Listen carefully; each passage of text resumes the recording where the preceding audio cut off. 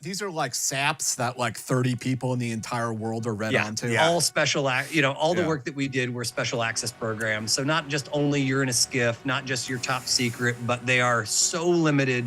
I mean, we sometimes, like, if anybody's done the research on what an ODA is or an A team in the special forces world, you're talking 12-person teams that subdivide into 6-person teams. I was on programs where sometimes it was 6 people. Mm-hmm. If you sleep hot at night, you know just how disruptive it can be. Whether you're having trouble falling asleep, you're waking up sweating in the middle of the night, or all of the above. That's where GhostBed can help. As the makers of the coolest beds in the world, GhostBed is your go-to for cooling mattresses, cooling pillows, and even cooling bedding. From their signature Ghost Ice fabric to patented technology that adjusts with your body temperature, every GhostBed mattress is designed with cooling in mind. So whether you want a plusher mattress that cushions your shoulders and hips, or a firmer option with exceptional support, your GhostBed will keep you cool and comfortable all night long. When you purchase a GhostBed mattress, your comfort is guaranteed. You can try out your mattress for a 101 nights risk-free and make sure it's the right fit for you. Plus, they offer free shipping and most items ship within 24 hours. If you're not sure which GhostBed is for you, check out their mattress quiz. You'll answer a few questions and get your personalized recommendation, or reach out to their friendly team of sleep experts for all the help you need. Even better, Team House listeners can get 50% off site-wide for a limited time. Just visit ghostbed.com/house and use code HOUSE at checkout. Again, that's ghostbed.com/house with code HOUSE at checkout to save a whopping 50% off site-wide.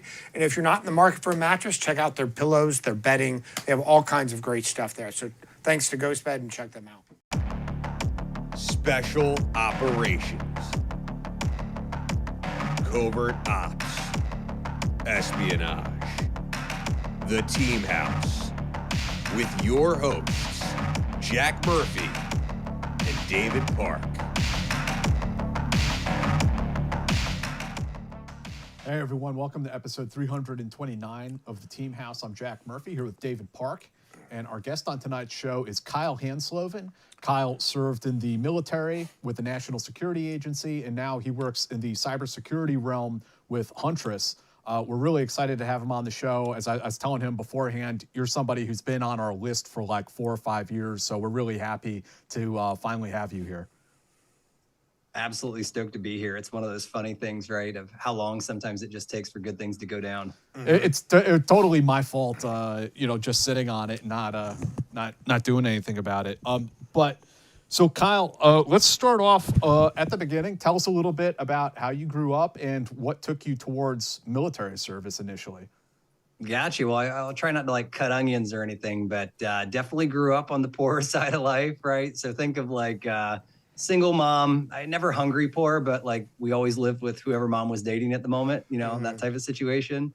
And, so I got to bounce between Oregon, which was kind of great for outdoors life. And I eventually moved to Florida. So it was good, but come 17, it was enlistment time. I kind of skipped college. I did really well in high school, but it was a little bit of like, computer thug, I guess, at that time. And it was one of those things that never had a brush in with the law, but it was pretty clear that if I stayed at home, I was probably going to get in trouble. So yeah, joined the Air Force. Is that because you had an early interest in computers from the get-go and were doing some things that were a little shady?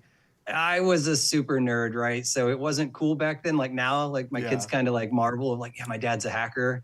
That was not cool in the late 90s. But yeah, a lot of AOL, when you're poor, like I hacked myself to free internet probably most of my childhood, all the way through probably like the very early 2000s. So a lot of unscrupulous, but maybe not quite, jail time worthy offenses. Yeah. So you said late 90s or late 90s is around that time? Like what was your first computer? Probably 97 all the way to probably 2003. What was your first computer, or what was the first computer you had access to, whether it was a public computer or whatever? Yeah, a lot of public computer. I remember I built like a broke down Commodore once that kind of got me in, taught me a lot of the basics. So I'm in this like weird generation for the geeks out there from like, I can go as old school as like 70s style tech, very analog, all that old school programming, all the way to the most modern like technical stuff. So I'm kind of like this tweener, right? Late millennial, aged kind of just like this bourbon, right? Yeah. Like a fine bourbon. Yeah. Yeah, that is, that is because it's post like Commodore 64, the BBS, right? All the like that. It's it's We're So probably- I had the about bulletin same board age. days, Yeah. but immediately went to IRC, Yeah. and then it became AOL, and Yeah. a lot of those, like, it's just really lucky, Yeah. It's because I was so poor, I got to do the old stuff because that's all I could afford. yeah. And So- then obviously the world kind of changed when like dial-up cable modems and then everything became available. So yeah, it was a good time. And was there there was an online community, I'm sure, but did you know other people in person that were like you? Not so much in person, right? Everybody, like back in those days, IRC kind of is like a modern day chat group, right? Yeah. A Slack, a Discord server. Yeah. And so I spent most of my time back there, like reverse engineering software, getting around like the activation codes, getting around, kind of piracy type Yeah. things. Yeah. Also, Alleged. alleged. Yeah. I mean, I think Yeah. what's nice is when I joined the military, the polygraph, they said, you got to answer all the questions, but only go to your 18th birthday. And I was 17, so it made the polygraph really easy. That's funny. So, time to enlist before you get into too much trouble. What branch did you join? MOS? Where did you go? Yeah, so even though I was Navy Junior ROTC and I had a ride to Annapolis, there was no way I was going to make it. Like I graduated really early out of high school, and you had to be roughly 17 and a half or so by the time my birthday fell for me to be able to start the year. And so I changed and I got an uncle that was in the Marines, and he said, look, Kyle, you're too damn soft for any other service. You need to go to the Air Force. And I did. I scored good on the ASVAB, so I got guaranteed at the time. I think it was communication systems. Right. 3COX1 was my first AFSC in the Air Force. So in the late 90s, was communication systems, was that still was it just radio tech? Was it like setting up communication packages and stuff like that? So I had both. I had both the analog side of the house. So I actually got to do like combat comm and do some more of the like proper encrypted radio, a lot of point-to-point systems, but I also got to do IT. And So my there first job was like regular base comm. So think about Yeah. maintaining the email servers. I got to do a BlackBerry server. Like, I don't even know those things, I'm sure they don't exist anymore. Yeah. But it was a good time. And like I said, my first duty station was all regular, just comms. Yeah. No, that's fascinating because, where cyber is a career field now, back then, it was like the military needed it, but didn't really have it. 100%. Yeah. When you said cyber back in like the early 2000s, that meant like something dirty you're doing in a chat Right, room. It right. definitely didn't mean what it means now. Yeah. I mean, for me, it still means the dirty stuff in chat rooms, but no, I'm just kidding. But I mean, old habits die hard, right? Yeah. Cyber, yeah, exactly. So how is the Air Force treating you at that point? I mean, it sounds like you were probably enjoying it. Yeah, you could imagine like being 17, I did real well in like basics since I had already done like years of ROTC or junior ROTC. And so that part was kind of a breeze. And what was really lucky is this was right at the cusp that, people were already doing offensive cyber operations. They weren't calling it that. It was called a lot of like, info security. There was information operations, but really nobody knew what that meant. And it kind of gave me the benefit of, because my rank was enlisted and I had a lot of technical potential, it kind of had a lot of parallels where nobody really held you down because of your rank. It was your ability to execute kind of was like where they would cap you. So for me, that first duty station was in England. I actually did end up 2 tours in England. And that was just great because it opened up my whole life from moving from just basic security. And that's when I started getting to work with GCHQ and NSA. So it was like really good timing. And for like NSA was like SIGINT, like that was their, and they still are, but that was their bread. Everybody was sitting there wearing their cans. Was the NSA sort of on the cutting edge of what was going on in this kind of cyberspace, or were they trying to catch up with kids reading 2600 every month? Yeah, so General Hayden at the time running, as the director of NSA was definitely on the cutting edge of realizing that these basic things that we were already, listening on just about anything, right? Is it a cable? Is it, overhead? Anything along those lines? We really started realizing there was this whole new domain that if we couldn't master it quick, somebody else was, especially like nation state adversaries. So early 2000s all of a sudden blossomed, even though nobody knew what these names were, right? They were trying to figure out like, how do we stand up organizations that aren't really, because at that time, my MOS was a 3 series, right? It wasn't a 1, it wasn't an operator, Right. AFSC. And it kind of mimics, MOSs and other ratings where we were looked at as support. Yeah. And so you can imagine there was a lot of folks on the outside that actually had substantially better skills on the inside. However, there was pockets always from the beginning, like Navy postgraduate school. They have always had amazing offensive cybersecurity talent, and they kind of had both like that 2600 early hacking vibe, Yeah. but definitely with the government, espionage flair. So Yeah. it's pretty cool. That's fascinating. How did these commands, overall commands, look at you? Because hacker at the time was a bad word, right? And so, I would call myself a hacker, but people kind of like shame. There was no concept of ethical hacker. It Right. was just like, immediately it's like, some skinny dude in his basement and with a hacker hoodie, right? That's what it invokes. It doesn't invoke military at all. Right. So, like, how would this is a new technology, it's a new space that a bunch of old fuddies don't understand. We're going to drop bombs, or we're going to send tanks. And how are you guys selling this? There is a new domain that needs to be addressed. Yeah, you could imagine the human world has been vibrant since humans were humans, right? Yeah. Just trying to be able to gather, and all of a sudden this world that de-risks. Wait, you could gather intelligence from somebody completely remote. And remember, we've always been doing, whether it's radio, just good old-fashioned RF.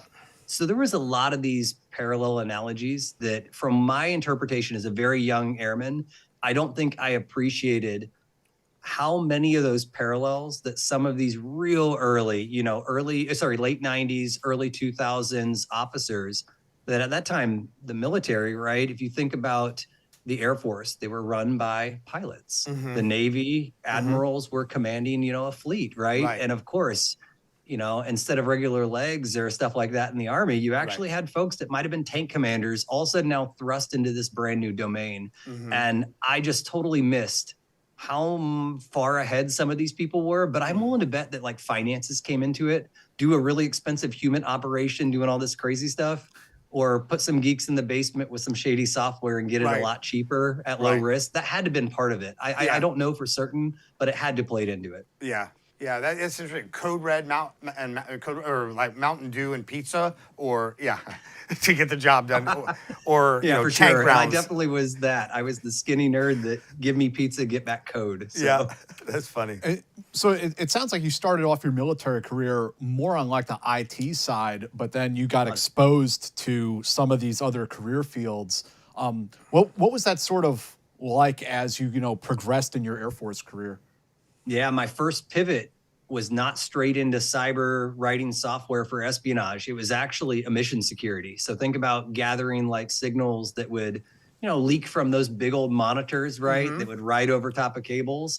That type of stuff was a real big threat, right? Especially when we had, for instance, like embassies in other countries. So I got exposed to that. I got to do a lot of that work and a lot of stuff that was overhead related too, right? Think of like satellite things.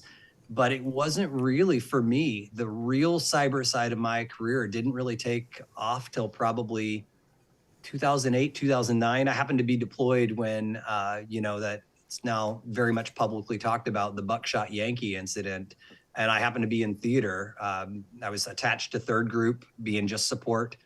I'm the furthest thing from an operator, but it was just kind of a wild time where all of a sudden these whole worlds collide of very physical, everybody's in the AOR and the area of responsibility. And now all of a sudden cyber is being used to gather intelligence on like some of our highest, sensitive assets. What was Buckshot Yankee for the squares out there like myself? Yeah. So if you go read Wikipedia, we'll use that as our official source, no inside scoop. Buckshot Yankee is a claimed nation state actor, developed some software that rumor had it got into not only systems in the military that were unclassified, but even to classified networks. As somebody who was there on ground and one of the only offensive cyber guys on ground, it was just kind of a really cool moment, purely by luck, during the first days of this to get to be able to do the forensics. And it kind of was some of the first truly tying what other adversaries could do to our warfighting capability and the importance of cyber. So Was this when the whole USB controversy, like when they started taking away our USBs, was that time frame? So you're nailing it there. You're Okay, absolutely okay. nailing. The USB drives themselves were definitely one of these things of like, where did they come from? The software, they called it Agent BTZ, is the malware name for any of the super nerds. But it's just a piece of software that when you put a USB or put a CD in a drive, it would auto run. Right. It would literally automatically start running. And next thing you know, bad stuff. And so that was a kind of wild time for the US military. Yeah. Yeah. And, not to like whoever the, nation state actor was, but when you consider like all the SSC that was going on and people throwing, taking CD-ROMs or USBs off targets and, throwing them in, like we were exposing ourselves to that stuff all the time, just from our everyday activities. Yeah, I mean, it was life, right? There's Yeah. a process, by the way, like when you go from these low systems to high, just like anything, it's just like a clearing barrel. You got to be able to, clear your gun. You got to be able to follow these processes to make sure you don't accidentally, bring something nasty. But this is the first time that, for instance, people didn't think that maybe the clearing barrel wasn't enough. So Right. to be able to find something that you're just doing your job, and think about when you gather intelligence, like my deployments to Afghanistan were all, A-team related, ODA Yeah. work, gathering human intelligence. Human intelligence doesn't start classified. It starts unclassified, right? Right. And then you bring it up to the systems appropriately. Right. And this threat actor just really seemed to understand how that system worked and how they could exploit it. So I'm curious because, you're an offensive guy. You're not an offensive guy. I like being offensive, yeah. but also offensive, right? Yeah, yeah. But you're, so you're in this cyberspace before you even join the military. You join the military, you get into sort of the IT track. Do you know, are you aware that sort of there is or isn't a cyber capability? Do you know how to get there? And how are you spending your evenings? Are you like sweating bullets every morning when you go into work going, boy, I hope nobody heard about this? So it was already in the IT world, like every day tech was already changing, right? Right. We were moving from these old Novell systems into early Windows NT and Windows 2000 systems. So I was already used to that grind of like every day something was different. Uh-huh. But at this time, IT and cyber, what we call it now, were largely blended. Like most folks wouldn't have called us cyber. It was this maturing. And if you got lucky that you were stationed at a place that only did offense, but my job at a time was just as much defense as it was offense. It was really odd. And then, of course, we got a lot better when some of this started increasing and nation states, right, started really going after us. We had to get much better and mature because we could see that if not, we were going to be left in the dust. Right, right. No, it's interesting because like the military is running like most mom and pop businesses right now, right? We need an IT guy to make sure our computers are secure. Yep. Yeah. So at some of the work, I was literally the IT guy unlocking accounts and stuff in the early like 2003, 2005 days. By 2007, 2008, I was usually only doing the upper end, but that's how quick it happened. Only in about 3 years, I would say my whole life changed. Were they splitting that off? Were they making the commands? Were they making that distinction? Did they see that Yeah. security was not IT? The career fields hadn't updated yet, Right. but you could get to certain places that were like, I know it's acronym soup. Nobody likes that military stuff, but JTFGNO, right? The Joint Task Force for doing this started like huddling together some of these offensive minded. And the way I would actually describe it in a lot of ways, it was purely, for those that follow US, it was Title 50, intelligence and espionage gathering activity. Mm-hmm. It wasn't Title 10 war powers type stuff. Right. This is still very, very early, let alone the modern world where it's our offense in support of defense. So you could imagine this time frame, US doctrine, all on the unclassified side of the house, is all about just trying to figure out like, how do I enable espionage? So I want to take a minute today to tell you guys about the Perfect Gene. I've been wearing them for a few weeks now and really enjoy them, and I just want to share it with our audience. Sometimes jeans have this problem where, you guys all have seen these skinny jeans that they like crush your balls and, it's just not comfortable to wear. Or the other way around, jeans are like too baggy. You have this sort of like diaper in your ass area, it looks like. So there are these problems that, different fits of different types of jeans have. And the Perfect Gene strives to fix that. Both the fit, but also the mobility, the maneuverability. It has a stretchy fabric. Like they say it's like yoga ready, but I would say it's athletics ready.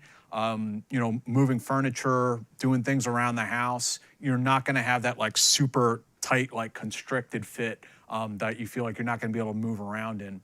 And there are over 400,000 people out there wearing these jeans at this point, so not all of them can be wrong. I hope you guys will go and check them out. So a few scenarios where you can wear these jeans and where they really come together. Everything from, doing yard work or doing things around your house. If you have to move furniture around or you have to do handiwork, they're perfectly comfortable. But you can wear them, getting your man spread on the subway, if that's your thing. So the Perfect Gene is great for all kinds of different environments, whether it's doing handiwork around the house or on the job or athletics. And we really hope you guys will go and check them out. For a limited time, our listeners get 15% off their first order plus free shipping at theperfectgene.nyc or Google The Perfect Gene and use the code HOUSE15 for 15% off.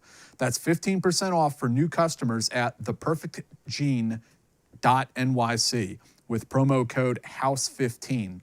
After you purchase, they'll ask you where you heard about them. Please support our show and tell them we sent you. So fuck your khakis and get the Perfect Gene. Well, that must have. Good thing that didn't go to Congress. You said you did some deployments overseas supporting SOF. I'd be interested to hear a bit more about that and like how this like IT security field kind of interfaces with that. Yep. So for any of the other fans of silent professionals out there, they don't just exist in espionage or, they exist in special forces, right? Human intelligence. And it turned out these A teams were all about how do I gather intelligence, right? The old school ways, local, building relationships, things like that. HA, humanitarian assistance.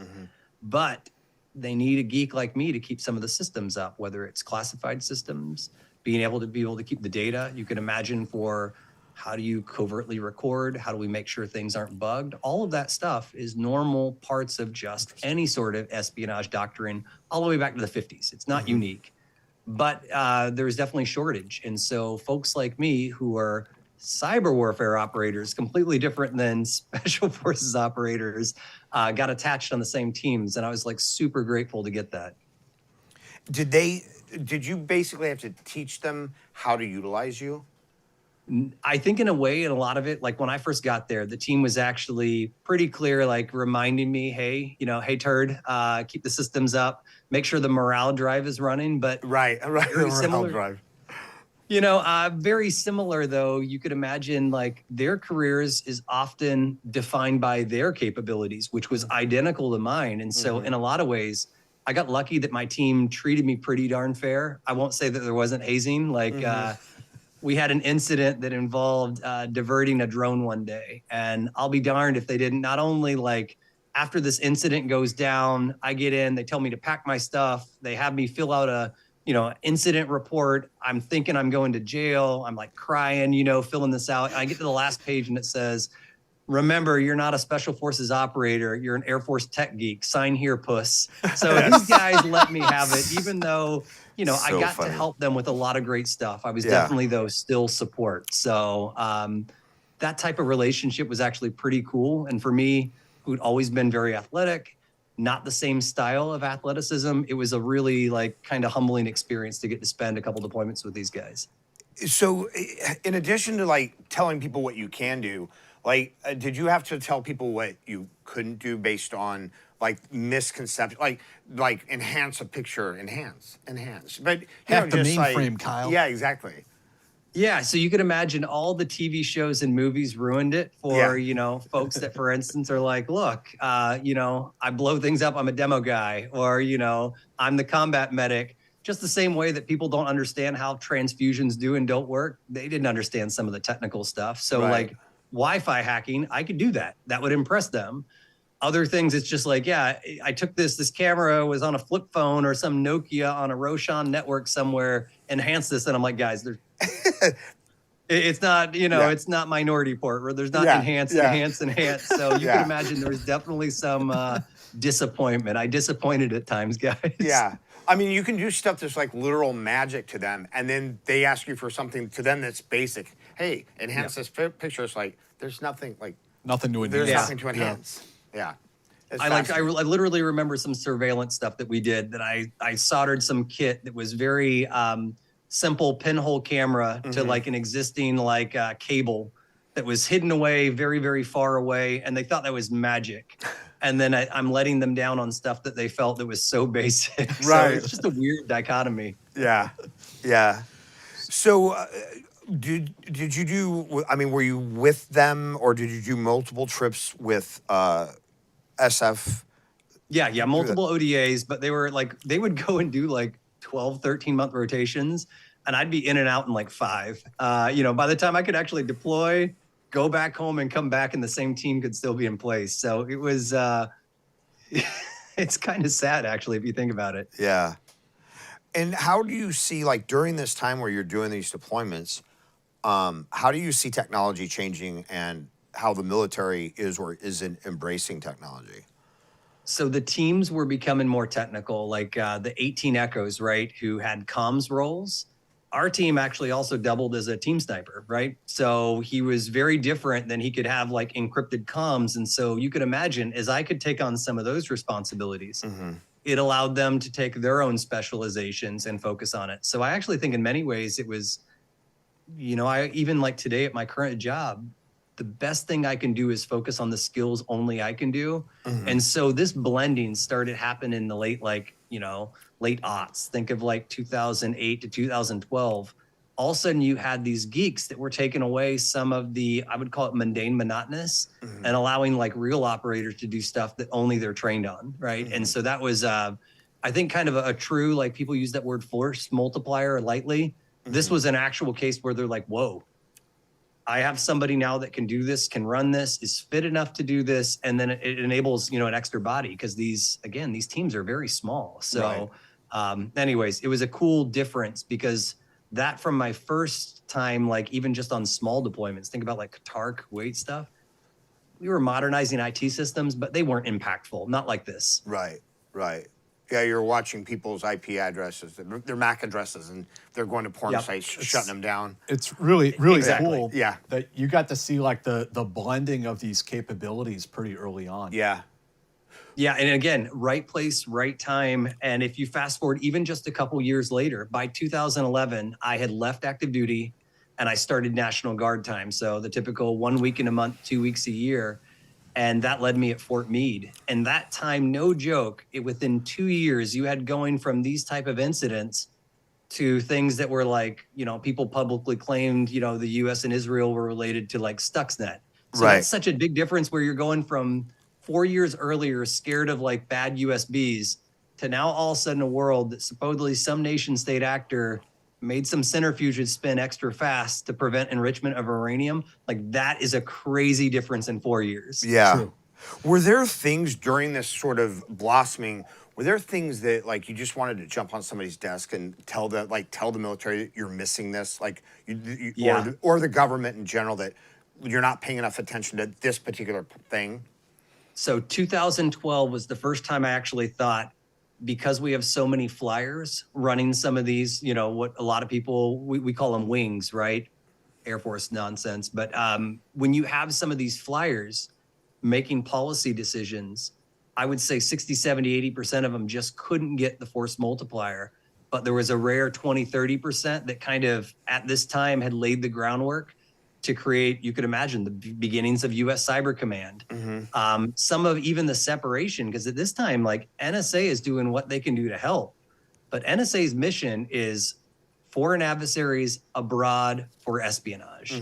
And so you could imagine in the US, we're watching all the other nation state actors.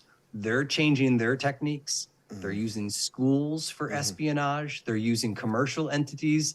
So in many ways, like we were both ahead and learning at the same time everybody else was. So it was, again, I can't tell you like how lucky I am at like right place, right time for all of this stuff to change.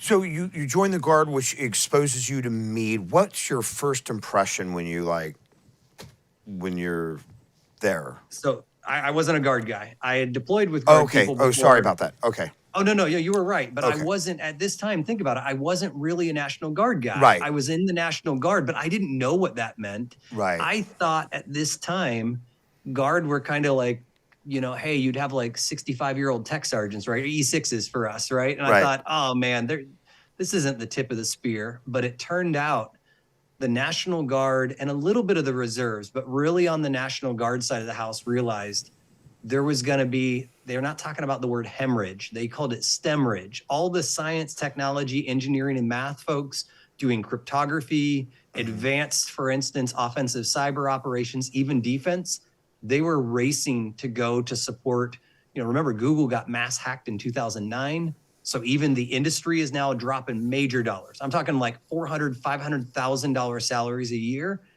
And this talent was bleeding.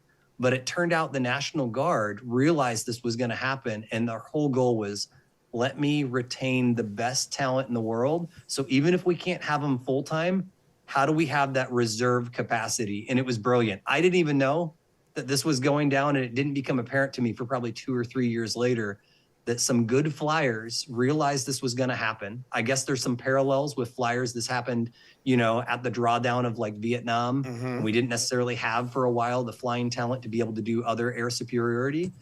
And it turns out those same type of flyers realized this was going to happen in cyber. And again, I just happened to be part of the right unit that was trying to be able to not only like retain talent, but in case there was ever like a surge capacity, we could step up and support. So you can imagine for me, my perception of the National Guard went from old, kind of unfit, airmen to all of a sudden like, whoa.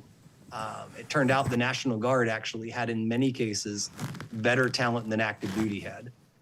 Was there any process at that time in formalizing training and developing partnership with like SANS or any of the big organizations? Were they sending you to Black Hat? Like, how were they, working on your professional skills and things like that? Or how were they supporting that? So you could imagine when this hemorrhaging or stemorrhaging started happening, everybody started realizing we're going to start losing to commercial. They weren't so worried about overseas. They weren't worried about national threats, although there was some of that. If you think about human, there's always a worry somebody's going to go start, mercenary type stuff. Right. That wasn't really a concern at this time. But you could imagine they're sitting there going, if we can't retain, how do we build this cadre? And it turns out there's a couple epicenters, right? In the DC area, you look like the National Guard had a handful of units that were trying to retain. But they also were smart enough to realize if we don't set up some sort of commercial training, we are not going to be able to backfill. It was a pipeline problem. Yeah.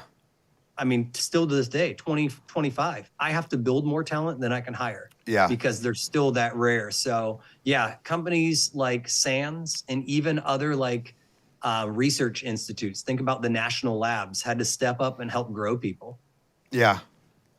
And then what was the relationship with the government side of this, whether it's military or NSA or whomever, and the kids or the people who are anti the man or whatever, but still doing this stuff, and like I think DEF CON is a funny example, where guys are always like trying to point, pick the Fed and stuff Spot like that. The Fed, right? Yeah. So, like, what was that relationship like, and how has that developed over time? So for a guy like me, who I've been going to DEF CON since, early 2000s, every year showing up, or Black Hat, I had done presentations. There was always this irony that those, that current statement that my Gen Z kids will say, if you know, you know.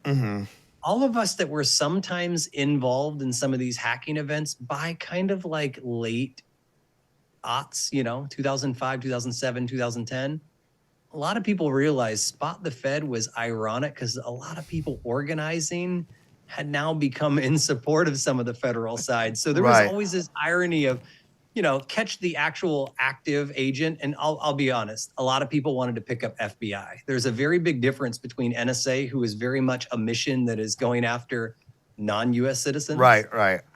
FBI, that's looking at US citizens. And I won't lie, it's not a lie to say there wasn't a schism between some folks who are like, fuck you, stay out of my, US citizens. And so even sometimes some of the, IC guys were maybe spotting the more field agent type guys of like, get out of my corner. Yeah. No, everybody was feds. Yeah, right. Yeah, take your 511s and your polo shirt and get out here. Yeah. There you go. Right? Yeah.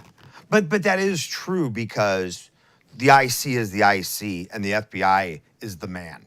Like, people don't realize that, yeah. But you're hitting a culture thing that there will be more books on this. Like, I think, I can't remember that politician. He was out of maybe Texas, but people found out he was an early hacker. I'm spacing on his name. And it blew some people's minds that some of these people that didn't seem like they could be from the hacker culture were actually the same guys on bulletin boards and, IRC and stuff like that, but had now held like actual really governor that's not correct, congressman positions. So it was a weird time at the, kind of 2010 period where you're the man, but not the man. Right. Right. But we're also looking at a time from the time you started when you were a kid up until this time. There wasn't Hack the Box. There wasn't I'm pretty sure that people who were good at offensive stuff, at the offense side of the house, at some time may have, pushed up against the legal system. There was definitely gray. And what's weird is a lot of people don't realize the polygraph is not necessarily to find out who's breaking the laws. It's to figure out who has integrity. And so I remember people that I knew flat out had like done not crazy hard drugs, but admitted they had done drugs and made it through polygraphs just fine. Or some shady level of like, now even looking back, there's nothing that I think that as long as I was honest on my polygraph, if it actually asked me about those questions, I don't think anything would have precluded me from service. They're not looking for somebody that have you broken a law or do you, dip into the gray.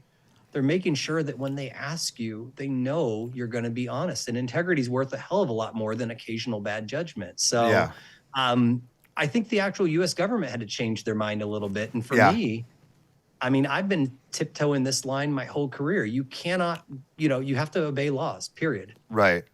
The intelligence communities, you obey laws. If you're, a forward deployed, soldier, airman, Marine, sailor, you obey the laws.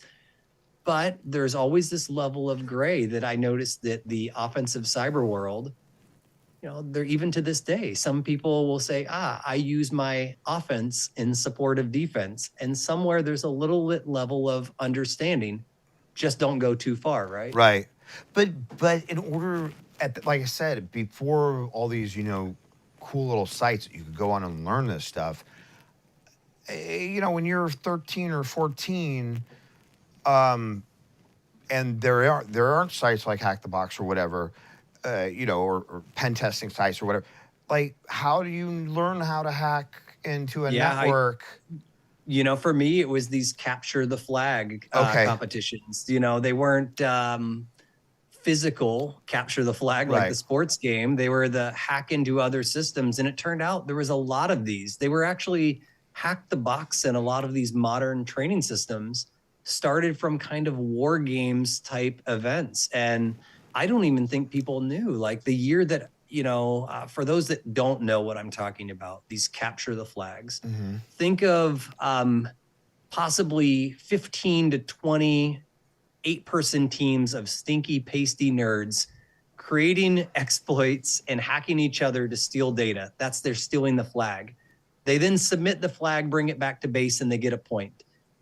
That's kind of how this worked. And these competitions were kind of the breeding grounds that at one time, I remember playing Capture the Flag at DEF CON, where all the nerds get together in Vegas every year, that I remember looking and going, nation state, U.S. school that probably supports offensive cyber operations, defense contractor. We were a team that were just as guilty. A lot of us were Five Eyes, right? Yeah. U.S. and some of our closest allies. And it was wild. This was almost like, you can't train publicly. So the next best thing you could do is make a game out of it. And that's kind of what happened for, I would say, even still to this date, there's Capture the Flag that runs every year at DEF CON. So there was Capture the Flag events, like as young, for you as young as like 17. I thought that was a more recent type of thing. So back then they were called crack me's or reverse me's. So people would make fake software to teach reverse engineering. So they would make like a fake software that had like a fake digital rights or like key code that you had to pay for. And so they would actually teach you. And that's what I grew up on, was learning how to reverse engineer so I could get free software back to my broke days. But that's how it started. People then started training by creating fake software and fake activations and giving these tutorials. Toots is what they were called, right? And you would actually use these tutorials to reverse engineer, and that turned into a whole game. So you're right. It didn't just go straight from the IRC channels into this full-on war games. There was these kind of minor trainings that kept getting bigger. And bigger, all the way to hundreds person events, right? So let's jump into, you're in the National Guard, and now it sounded like at a certain point you make the jump over to the three-letter side of the house, or actually have a foot in both. Explain to us a little bit about like how that comes about and how that works. Yeah, so a lot of my life, you can tell, is still kind of recovering from, it's hard growing up broke, right? And so you turn to, you make decisions based on money and what, gives fun. And I realized as a, an E6, I was not going to have the stability for my family at this time. I have 2 kids. Had my first one at 18 years old. So you can imagine like a little bit of my psyche of trying to learn while raising kids while being a kid. And I needed that. So I'm now 6, 7, 8 years into the military, and I decide I'm going to become a contractor. And so I'm using my skills full-time at NSA as a contractor for most of my time. And that just means I can do most of the stuff that a government civilian can do, but there is some rules that they wouldn't let me do. And at this time, my job turned into creating, they called it computer network operations. It's creating these things called implants that gather software. If you were on the receiving end of an implant, you'd call it malware. So that was my job at night, during the day. I'm creating malware professionally to support intelligence gathering. And 1 week in a month, 2 weeks a year, I'm using those cyber capabilities to actually gather intelligence or to support offensive cyber operations. That's pretty interesting. So, I mean, literally dual-hatted in a sense. I remember some meetings where, again, you're limited as a contractor. You're getting paid better, so you kind of like it. But with me having both feet in this world, there were times where I would actually have to remove myself because it wasn't appropriate being a contractor. And there were sometimes I'd have to literally flip my badge to have the right badge color and step in and say, I want to tell you this on behalf of me in this role. I'm no longer a contractor, Kyle, but this is how we're going to use this for not espionage, but attack, computer network attack. And that was a real different role that I could actually use my National Guard time to often now benefit people who were only able to do espionage. So if I won't bore the audience with like all the laws, but there's a big difference between Title 50 espionage and Title 10, which allows you to truly do attack, deny, degrade. Yeah, destroy. They didn't use deface, it was destroy, disrupt, but that type of actual effects. And I will tell you, being able to have both badges, it was again, I used this word earlier, force multiplier, seeking these opportunities to use my experience. And again, right place, right time, super thing. Well, you spoke a little bit earlier about like these blended teams and blending these capabilities. And I mean, you continue doing that. I mean, do you think is that something that this line of work is sort of institutionalized, or is it still sort of like a stovepipe there? I think it's getting better. This is the stuff that like, if you hear people in the like deployments in the AOR saying, we're going to use total forces. That means usually they're securing the sky, right, with air power. They're maybe jamming the signals with electronic warfare. They've got human intelligence on the ground. They've got infantry pushing up, doing the hard work, and then all the support that goes into it. When you use total force, we've known that using all domain warfare is very powerful if you can coordinate it. At this time, people are trying to figure out not only how to, add cyber to that story, they're trying to figure out, oh my gosh, even within cyber, there's all these different domains, right? It's an inch deep and a mile wide of skill sets. So I'll tell you, by this time, probably 2013, 2015, they're just starting to figure out what are all the blended skill sets. And they're learning this by accident, right? The civilian world, by the way, starts calling this purple teaming. What they mean is blue teaming was always defense. Red teaming was always aggression, assessing. And they start realizing you can use your red team offense to improve your blue team defense, and vice versa. You can use your offense to deliver effects so you never have to defend. So this world all of a sudden is completely learning. The whole thing is changing. And it's kind of like what we're seeing right now in Ukraine, where warfare has completely changed to drones, autonomous systems. This same effect was going down. Mm-hmm. Mm-hmm. Just out of curiosity, if you can answer in a roundabout way even, how many different tools do you think you used on a daily basis when you went into work? I don't want to be cliche, but it was definitely maybe sometime in a day, it might be a half dozen to a dozen, but in a month, it could be 100. It was really the old school, folks that were lucky enough like me to grow up and learn. Remember those early computer programming languages like assembly, and then blend them with modern programming languages like, Python, and then stuff in between like C and C++. There wasn't many of us who could do this. So you could imagine this was a time where they were really trying to do everything they could, whether it was retaining people on the active duty side or National Guard side, because once you lose this to the tech world, getting them back into these spaces was pretty hard. So I'm not going to sugarcoat it. It was a cluster for a really long time, and it's definitely maturing now. It's maturing to the level that some of these teams not only understand what manpower needs to look like, they can forecast it, they can grow it, and they know. But again, this is still mid 2015, 2013, and this stuff isn't figured out yet. Can you tell us a little bit, and I don't want to get into anything too sensitive, so I'll say, like, if we think of, you mentioned espionage and attack, and if we think of espionage as intelligence collection, right, that we're collecting information. And, and a lot of times there's probably, I imagine is the attack and espionage often share similar entry points, right? Yeah, so there's a fancy word, unclassified word, but it's talking about the preparation of an environment, right? Think about the difference between when you deliver an effect. Let's make up one in this room, maybe the light that's above my hair, right? Give me this fancy hair light. The difference of me being able to turn that on and off is often like flipping a switch. Right. However, this is the time that all of a sudden we start realizing our legal frameworks. It's all about following laws, period. I know there's a lot of disinformation. There's a lot of BS, especially post-Snowden.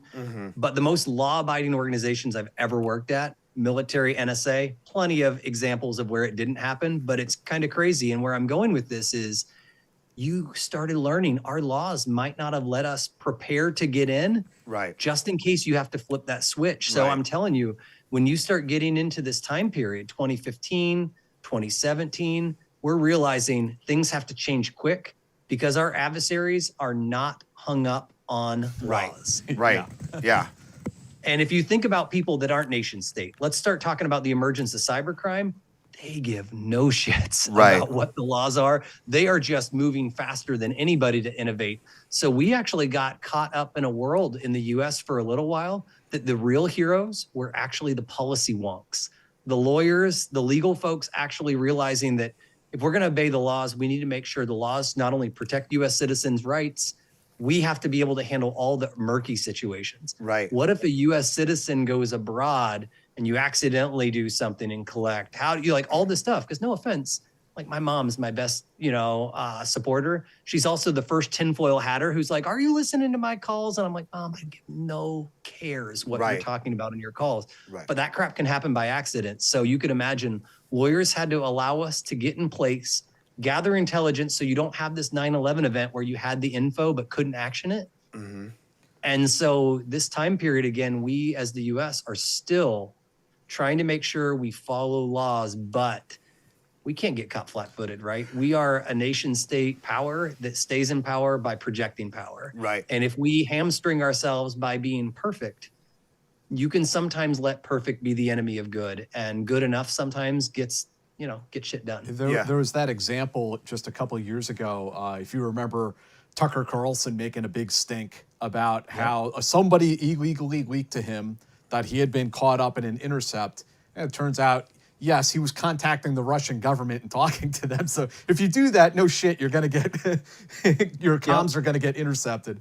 And what's wild, and this is some of the stuff that I think many government agencies realized that we were caught flat-footed during the Snowden era, because there was a lot of things that people just zipped their lips, right? No such agency type world where we weren't going to talk about this stuff. Right. And what it did is when you have the absence of a narrative, people will be more than happy to fill it in for you.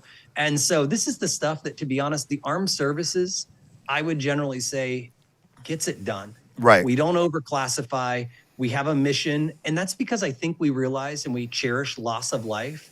But when you work in this world where it's all secrets and it takes it away from loss of life, you sometimes let some of this perfection get in the way. And I'll tell you, like, nobody wants to collect. But I'll be darned, you'll find cases of people abusing. Just like think about any employee. You probably hired somebody that seemed legit when you hired them. They turn out to be a turd. This stuff happens. Hey guys, it's your pal Jack. I just want to take a moment to tell you about the sponsor for this show, which is Stopbox. Stopbox makes this very cool box to secure your items in, or your valuables, or weapons. Could be a firearm, knife, things that you want to keep away from kids. Opens up like so. And the way it locks is very interesting. And you can change the combination, by the way. So you have these actuators on the side. And in this case, for demonstration purposes, the code is to hold down the index finger and pointer finger, and then come over and there's a thumb. Hit that, and it opens up. So that's the code. This thing is proudly made in the US of A, so they keep the quality very high. It's also TSA compliant, so you can throw this in a bag and travel with it.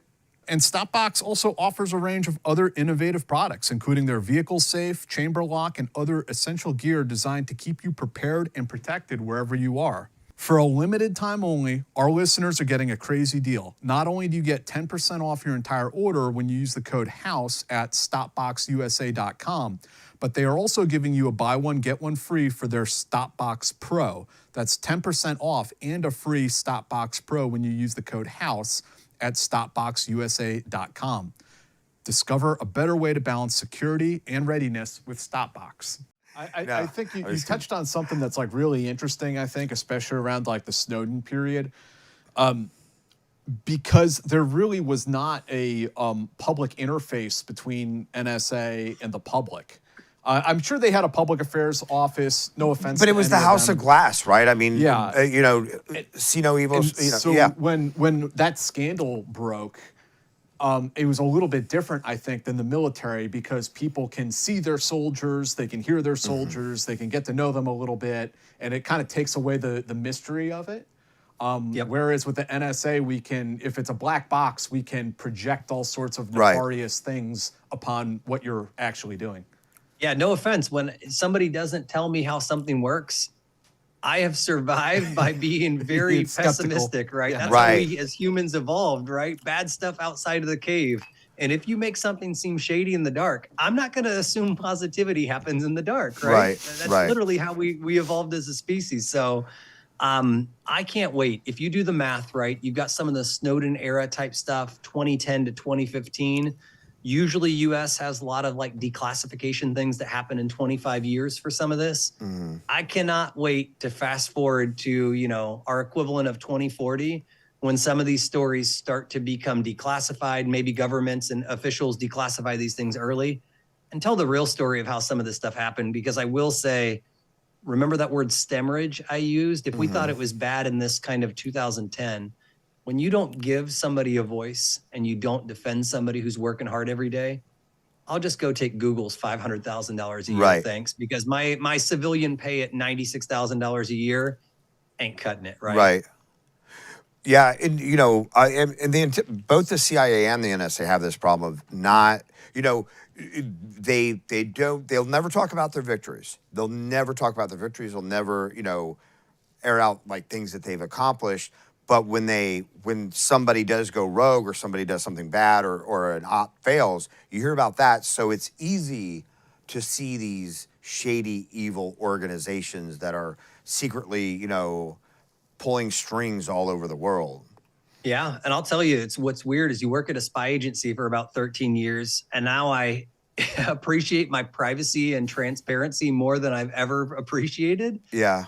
But there's also this, like, again, this level of like, the black and white is always easy. It's the gray where things get dicey. Right. It's that I think about like AI and autonomous cars these days. Do I go and make the decision, right?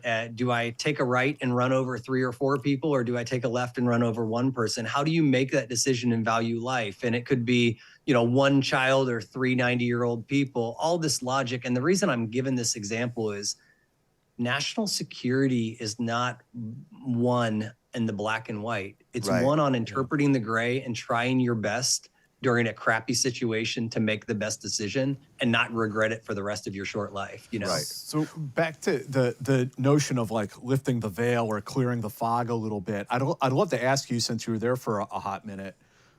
I think a lot of people, including myself, don't really understand, like, what is the culture of the NSA? What is it like to actually work there? Who are your colleagues, the type of people that you're working around?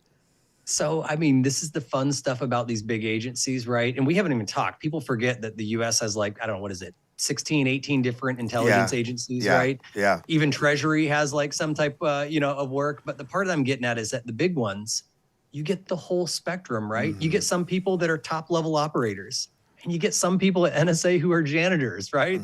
They'll go out and tout and, stolen valor and everything else about how cool they were at NSA, but it's like, you weren't in the thick of it. And so you can imagine you get all shapes, just like in life, just at like any type of, career.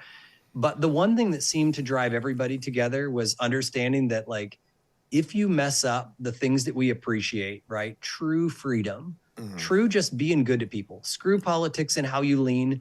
Like, I don't care which way you lean. People love the smell of a neighbor's good smelling barbecue. Right. We also hate paying taxes. I hate getting a red light ticket. We all share way more that like unites us than divides us. And I would actually describe that was the era that I got to grow up in the intelligence community. It didn't matter whether it was political. It was just, oh my gosh, democracy is fragile. People forget the US is only a couple hundred years old. Like, we are a footnote. Like, I remember the first place that I lived in England, in the duty station, the house that I lived in was 100 years older than the US. That's a perplexing thing. And I think people forget, like, if you don't just unite behind the, like, I'm not talking about DEI stuff, but like belonging, just caring around a mission that this thing that we love, which is freedom, could go away, like, it'll disappear. And so I liked it. I really felt good. And all the different things that outside of work divided people at work, it was just like mission, mission, mission, get shit done. But I've heard, well, first off, I've heard stories about D&D games down in the cafeteria. Ooh, you've done some digging here. And then the question is, what cafeteria, right? I don't know. That I don't know. Ops 2 has a different cafeteria than R&E. So this is for anybody who's been in the buildings knows that there's a different level of geek, right? Are you the neckbeard geek that does math? Or are you more of like the modern cyber? Like, there's different levels of, geek versus nerd. So, but you are right. It's a pretty broad spectrum from your type A personalities. I used to be a lot quieter. Turns out you can't be a very good CEO if you can't storytell. I had to learn that skill. And so what I'm talking about is all walks of life, all race, all nationality, spicy to very timid. And it turns out some of the people that you expect, like some of the biggest badasses I ever worked with, I can think of, I only had probably 2 or 3 women coworkers, but I think they had like something to prove. Like, they really had their whole career to prove. So some of the most competent people I worked with were actually like hardcore math and computer science women. And that was sometimes intimidating. You don't have that in the physical, like, if you think of like operator life. you guys are going to be able to drag somebody heavier most of the time, 90% of the time, just because of like physicality. It's a little intimidating when you have someone 5'2" crush your soul, Right. because they're just that much better, because this is about mental mind power and not the physicality that like Right. testosterone and stuff separates. So I'll tell you, it was a cool place to even be humbled real freaking quick, because I have a cool resume. I will tell you, I still only fit in probably the top 80%. There's about another 20% who could wreck me. They probably can't communicate the same way I can. Right. But from skill to skill, they'll wreck me. Right. And and that's, I think that is one of the interesting things about, like in Ranger Battalion, they should say there are smart Rangers and there are strong Rangers, right? So, this idea, and it's interesting that in this cyber world, and this, that, like you say, there's this percent that their ability to interact with other humans, It's limited. Like it's best if they have like a translator a lot of times, probably, right? Somebody who gets what they're saying and gets this. Being a true nerd, we used to call it a middleware. It meant a middle layer that people that need to understand what they're talking, and a translation layer between, geek to chic, right? Yeah. You sometimes need that. But the idea that there is this place in our government security structure for these very brilliant people who, again, may not, be great at dealing with people, but they're really good at their job. And they care, which is Yeah. funny. Like, it's so weird when you hear about, like, I'm not a big polarizing fan of anything. And the reason for it is there's always something bigger. There's a Right. bigger mission. Right.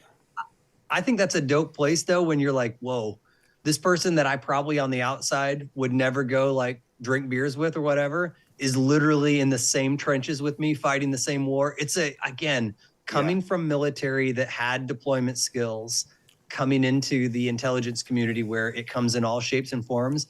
It was like both, I said earlier, humbling, but also kind of like, it definitely helped me be a better dad to understand like kids come in all shapes and forms as well. And it made me maybe a little bit more appreciative of like, you better watch out, because somebody, for instance, that might not, be able to take me in a game of beer pong or be able to run sprints with me might just run me under the ground because their brain is like a 10-pound brain. Yeah. They'll turn your lights off at night. I've met a few of those 500-pound brains, and it's interesting you put it like that, because I thank God that there are these people out there who are so much smarter than I am, but they're also super patriotic. Like they're Yes. on our side. I'm like, Yes. thank God for that. Yeah. What is, because you mentioned this idea of this evolution into this attack mentality.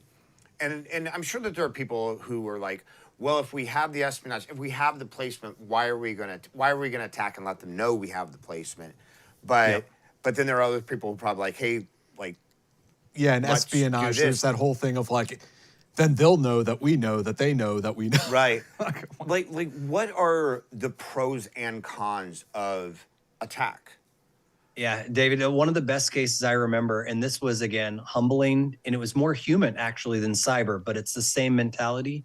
I remember us having intel that was IED related, a roadside bomb type scenario, and exposing the roadside bomb that could save not necessarily US, but maybe like it could be second, third party ally, definitely civilians.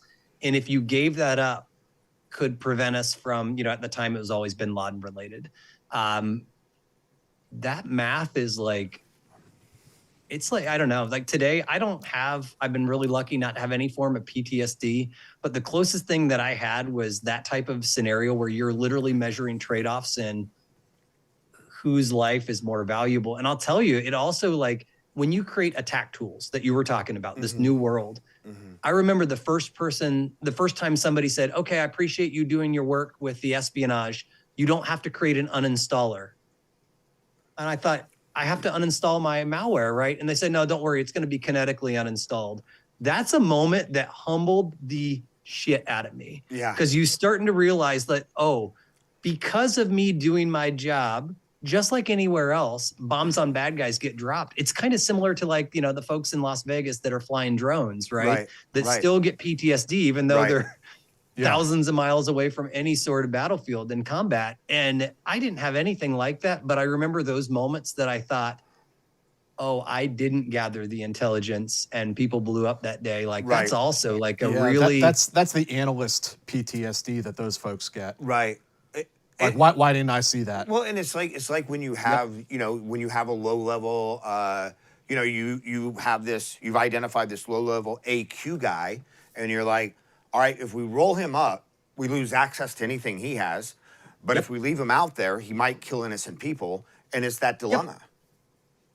Is that and I don't think, I mean, I really don't think enough actually gets talked about that, because I think in the movies, right, you watch any Born Identity type, you just think that it's go, go, go. But like people don't realize there's a lot of like calculated risk. And even worse than the calculated risk, sometimes you just have to make a decision very quick and hope that when you're not in the black or in the white, those are easy decisions. You later have to hope you got it right in this like semi-dark shade of gray. I think that some of the better side of stories that will come out, like, you know, growing up, I idolized the Black Hawk Down stories and the things that were very physical. I was a big fan of like Platoon, right? The, you know, the military stories that were all, you know, all testosterone.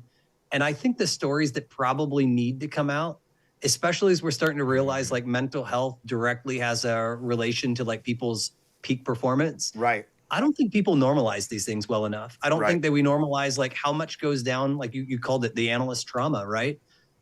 But even just things in business, right? People forget there's like real good humans behind these things that then go home and have to like smile to their family because it's no such agency. And like, how was work? Oh, it's good. Yeah. Speaking of that, you know, I know you had mentioned to us before the show, I think, that you put some things through public review and so on to make sure they're good to go.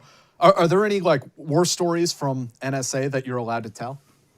I will tell you some of the best NSA stories that, you know, the thing about NSA, right, is there's a lot that can make it through pre-publication. It's usually how was it collected, who was it collected by, and what the overall measurable effect. And it turns out some of the moments, like, I'll tell you, like NSA stories, we were so compartmented. People don't realize how compartmented truly tailored operations are. I would, like my co-founders, all three of us worked at NSA together. I remember we were all on different access programs. None of us knew what we did. And I remember a moment, I still to this day don't know if it's classified, unclassified, just completely happenstance. But all three of my co-founders and I are sitting at a bar, we're BSing, and we look, and it has like a country that has a nationwide internet outage.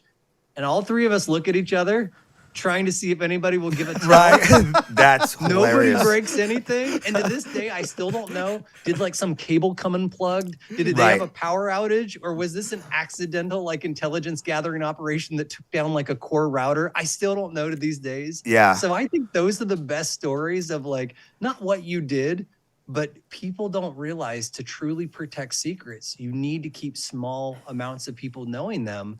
And the downfall of that is my best friends in life, I still don't know to this day. They could have been directly responsible or just as clueless as I. And I think those are probably the best stories that maybe when 40, 50 years gets done and people start declassifying, we'll go back and read these things.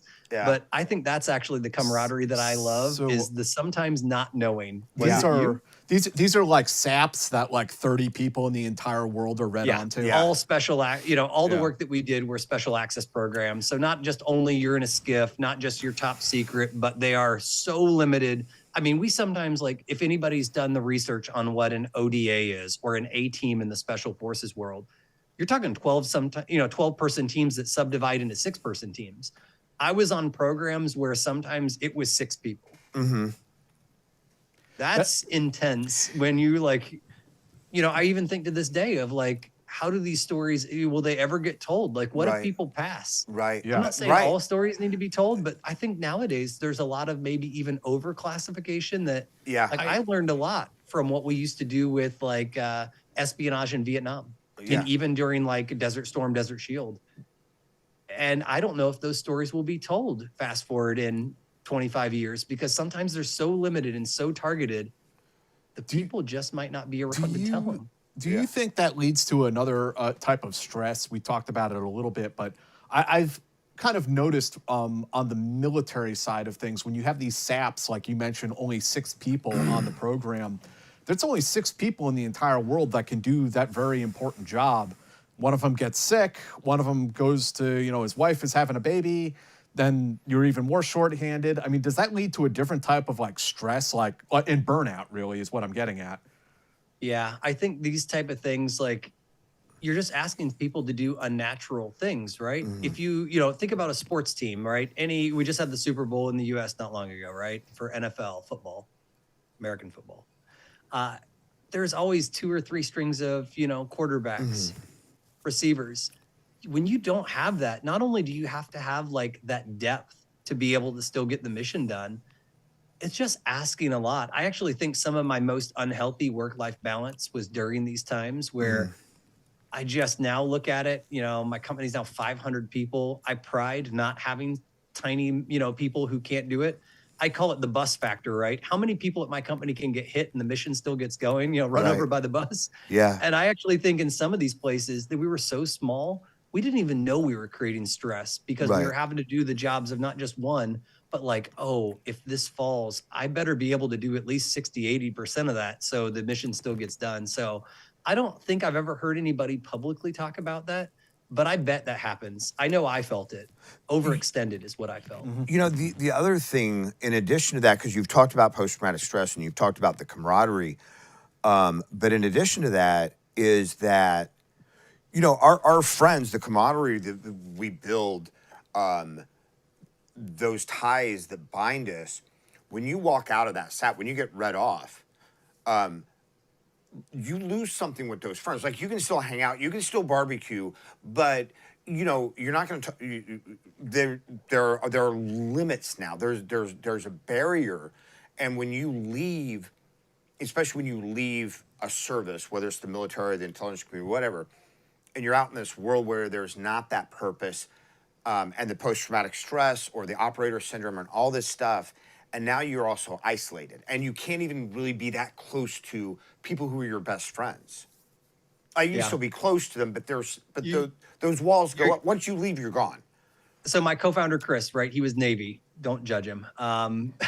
We now have these moments that we talk about this. We're like, why did we end up creating Huntress? And now that we're 10 years in, hindsight's always 20/20. The amount of places that we were like, look, we created a place that gave us the same mission and the same fulfillment that we had. Yeah. And so people now ask, like, the finance people are like, oh, you got a big company, you've done these things, but they don't realize most of the motivations, there was some very altruistic reasons, but there were some also very selfish reasons that I just had to get back into the mission. Right. It's almost like, I bet there's some sort of like dopamine hit that comes that you're addicted to. And I remember even going, like, there's a couple of these like local like bars and watering holes not far from NSA that you go and you catch up with your friends and you're all read out now. And there's a little bit of a look, nobody's going to disclose classified, but you look at each other and you're like, okay, I can vibe you because we can, we're speaking at a level that's, nonverbal, right? Non-physical, but you kind of just, you got that gut feeling. You're like, okay, I can stay connected. Yeah. But when I jumped into the civilian world, I felt probably as isolated and purposeless as I did. And so, I'm lucky, like I've always had some sort of sexy flair. I got early cyber, special forces. I don't know how the people, like a lot of the operators will call, the regular Army folks legs, right? But those folks there are the folks that didn't get that sex appeal. They didn't get the intel. They didn't get it. I actually think about them a lot of what happens when you didn't have that extra high that made all this worth it. And you just were serving a mission as best as you could. And now you definitely don't have it. Because you don't, like for me, when I have my high highs and then low lows, I can always go back and think, that roller coaster ride was great, right? Right. But what if everything was just mediocre and then you leave the service and now you're low? You don't have these moments to reflect on. So I don't know. I think we're at a really interesting place where both armed services, whether it's cyber, whether it's signals intelligence, whether it's human intelligence, and just good old-fashioned kicking doors in. I bet there's a lot on the psychological side we're going to learn now that we're becoming very aware that these things have real effects 20, 30 years later. Yeah, I think you're right. I mean, we're already learning just on like the soft side, like we're learning so much about like blast injuries, all the door breaches and, post-traumatic stress, like, I mean, I'm 55, so like I remember made-for-TV movies in the 70s about a Vietnam veteran having post-traumatic stress and losing his mind, like having flashbacks in the office. And people, there are still civilians out there who think that's what it is, and that they don't understand it comes in all shapes and sizes from all different types of things. One of the things, the reason why I was asking you about how many tools you accessed on a daily basis, I have a acquaintance working on a PhD dissertation about what that does to a person psychologically.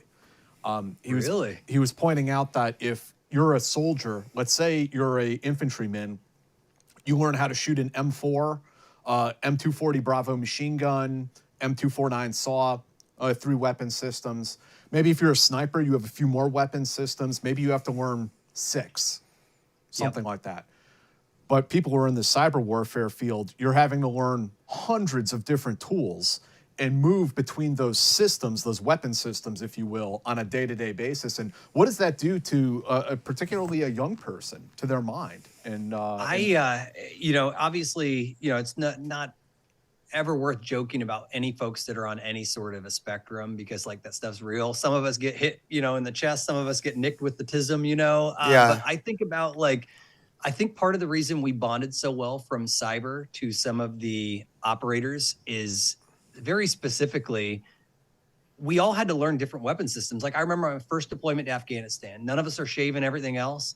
Everybody's using Makarovs, AK-47s, and PKMs. You don't learn that in basic training, right? You don't learn any of that type of stuff.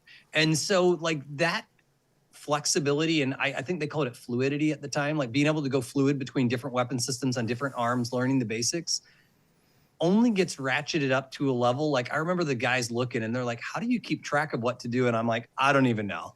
Yeah. I bet there is some real like ramifications. Like if somebody asked me, quantify the number of tools you've used, so I joined in 2003. So what would I be at? I guess I would be at 22 years of like some of this professional experience. Yeah.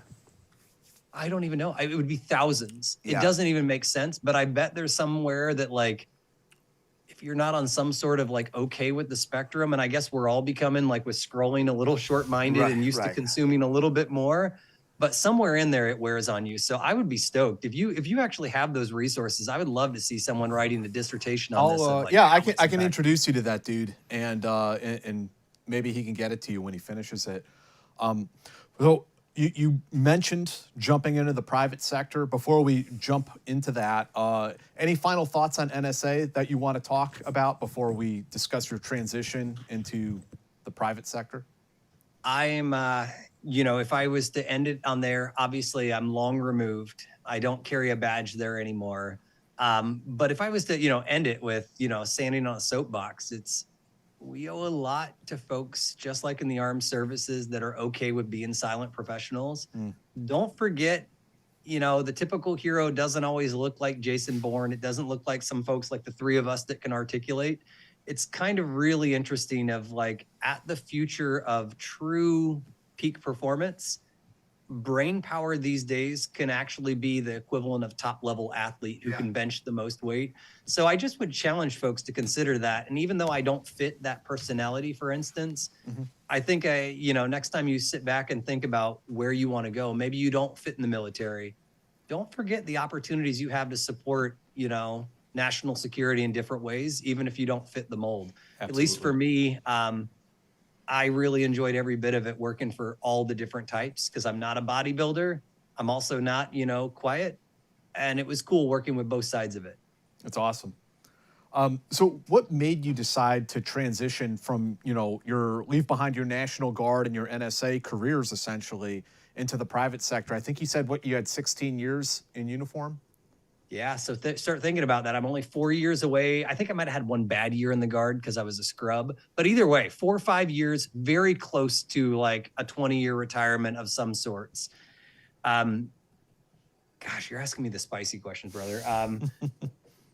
I was pretty upset by not having representation in that Snowden world. I was definitely part of those that felt like I had given it all. I had my kids, the amount of birthdays I had missed, the amount of things I had given. I finally had a moment where I said, okay, I've given all that I can. I need to use my skills to give back to a new mission. And I think I would have stayed longer if I would have had better support. Because at that time I had the money. Contractor pay is no joke. You can make some pretty decent money as a contractor. Sometimes, you know, $200,000, $250,000, stuff that you usually can only get on combat pay. That's good pay as a geek, right? Maybe not quite the same pay as like a big, you know, Fortune 100 bank. Sure.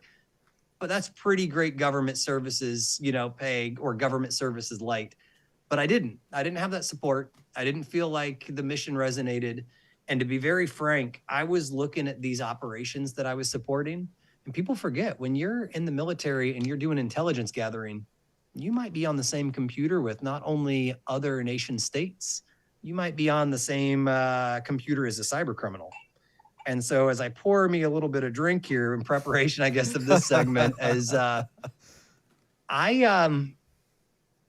knew that there was kind of a wave, a tsunami about to come, where these people were going to go from just spy versus spy.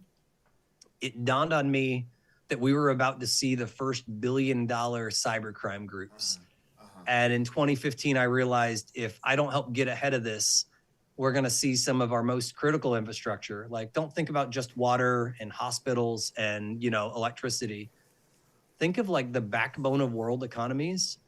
Your Fortune 500, yeah, that's dope, right? They're the biggest 500 companies of the world. But the US has 33 million businesses, and the vast majority of those are 2,500 employee companies all the way to the smallest. And I realized that nobody was going to be able to protect them when cybercrime said, let's not go whale hunting. Right. Let's go hunting for like squirrels, rabbits, and mice. Right. And so you can imagine I'm a little bit bothered by the NSA system. I'm getting crusty. I'm missing my kids, right? I'm realizing I'm missing life. And I decided, okay, I'm going to punch.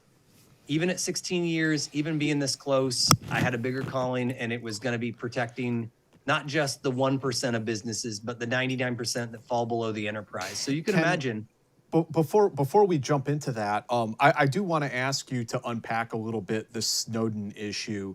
And share the and you know, your claim, your issue, it sounds like, was that there's no pushback against it. And so I would love to ask you, you know, to give the insider point of view. You talked a little bit about the importance of following laws and everything, but like, what would be, as a intelligence professional, what would your pushback be against the Snowden narrative of mass ubiquitous surveillance against the American public? And the argument that he was just a whistleblower. Sure. Right? Yep. So we'll break those in two different parts, right? The first one is people fuck up. Let's call a spade a spade. Anybody can do it. I am not a fan of having my personal data leaked by any or snooped on by anyone. Just the same way at DEF CON when I would happily call Spot the Fed against an FBI agent. Yeah. Same guy. Yeah. So people don't realize sometimes these government agencies collab. And when you get it wrong, from everything that I've come to read in the public news, it sounds like some pretty jacked up stuff that should have been fixed. It wasn't, by the way, NSA's first mistake. If you go back to like the Pike Church Committee type stuff, this is not the first time a government agency has done dumb stuff. Right. But accidents happen, right? And to be able to call, like, you know, anybody, you know, paint with a broad brushstroke, I was really surprised to hear some of the people that they don't realize. The average Joe does not realize how much terrorism, how much abuse of money, and how much kind of like world projection all of our agencies do to like keep the daily freedoms we have. And then to get roasted in the news by, and again, I'll toe the line on this really closely. Edward Snowden was an IT administrator.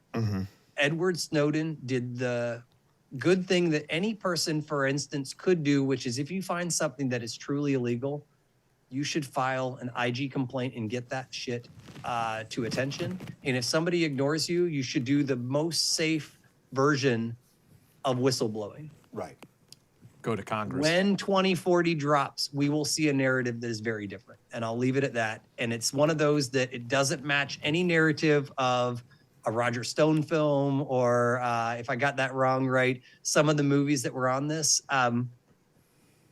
he's an administrator that if you know, when the actual cards spill and the proof comes out, you'll see it's not a hero Right. in the sense that he challenged good things. I'm not going to take that away, but there's more to any story. And I can't wait for that one to become public. And that's as somebody who, like, maybe from me to you, I left my whole, career behind because I was so bothered by the bigger story not coming out. So I'm hoping, and remember, any president can declassify this type of stuff. I hope we see some of these come public, but I don't know. Like, it doesn't, some of these stories don't become public. And so on my end, it was enough that it bothered me that me and enough people to come up with an acronym called STEMRIDGE left. Yeah. Yeah. I have no personal inside knowledge of that, but the way I see it, we can say whistleblower. The guy had, I think the guy got lucky. I don't think he knew what he had. He got lucky that there happened to be something that was, sort of like implicating the U.S. government, but he was really just being You don't accidentally fly to China and then accidentally end in Russia. Right. Exactly. Yeah, and I think the other thing to point out is that he didn't just take documents or blow the whistle on documents about like PRISM. That was the metadata issue. He took everything. From what I understand, he took everything. Yeah. Anyway. So we're right there. We're on that, me respecting like my career and respecting not wanting to end up in handcuffs. But when something's a problem, you raise the problem and cause the minimal damage as possible. Yeah. If, for instance, you are creating maximum damage as a plan to keep you out of jail, if what you were doing was ethical from the get-go, don't get me wrong, there are plenty of cases where good whistleblowers have been hung to dry. I know this is the gray. This isn't black. This isn't white. It's the gray. But when the details come out, I hope that these things are settled, that call a spade a spade. Call it for all the good, and what I believe will be interpreted as all the bad will finally come to roost, and we'll see like, okay, there's, life is complex. And I guess, the biggest thing that I appreciate, it seems like that moment actually caused a lot of the intelligence communities to realize if they don't have a say in the narrative will be formed around them, and that has consequences. Right. And not everything's bad is what I'm saying. And the problem with that is that one, it hurts recruitment.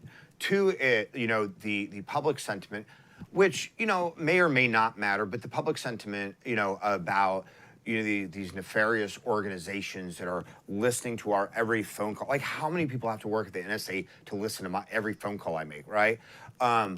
Or the CIA also, they're just all over the world, creating coups and stuff like that. And when these agencies won't stand up for themselves, it hurts them. Yeah. It hurts their recruiting. It hurts their efforts. Yeah. So again, I am one of those type of people that, like, I don't believe you should sit on a fence. You should have an opinion, but I also acknowledge, like, it's not always left or right or, that side or this side. Right. Some stuff is the devil in the details, and you can kind of only help, and hope that at the end you chose the best thing. So if you can tell enough for me to upend, forego retirement and say, I appreciate my service, I need to use my skills for some other reason. And thankfully, like, the service armed me to be able to do some pretty cool stuff. So I can't be completely salty about Edward Snowden, but I am ready for the reckoning. Yeah. So talk to us about making the jump to the private sector and how that worked out for you. Can I tell the embarrassing side instead of those are the best parts. Absolutely, because all of us have that story about leaving governmental service and going into the private sector and slamming face first into the ground at least once. So all the stuff that made me like successful, right? Promotions early, awards, things along those lines. When you decide to create a business, you have to go into sales. And it turns out I did not have to do much sales in the military. You guys would be so like disappointed if you if it ever leaked like some of my first cold calls and stuff like this. I sounded like a dumbass military guy. I was at least had honest. Like I think, guys, the pitch usually went something like, "Hi, my name's Kyle, and I'm a former service member, and I'm exploring creating a startup. Do you have a couple minutes to like help me? Like I need help." Like I was always really honest, and I found that if I was more honest, that people wouldn't hang up on me as much. And usually, I'd find somebody that was either prior service or respect the service. It would give me a little bit of time. But guys, you wouldn't believe, like when I started thinking like I was going to be selling to like 1 or 2 person companies. Think about how many 1 or 2, like these little tiny micro businesses that are still important. But I didn't know how to make money. I knew like how to personally make money and pay bills, but I didn't know how to do this at scale. And so I am so stinking lucky that like the state of Virginia did this program. They call it an accelerator. It's pretty much like an MBA in 16 weeks that teaches you how to build a startup.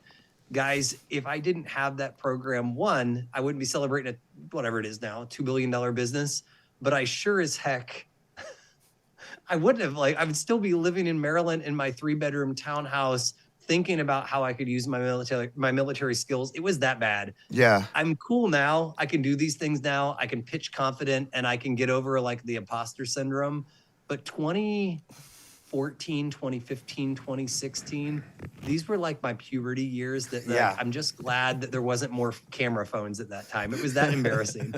What you know, and I think that's very common for, you know, people who are good at something, and all business is sales, right? So it's like, or like I can make these the acumen is I can, or I can make this table, but be like the table doesn't sell itself, and I don't know how to run the business.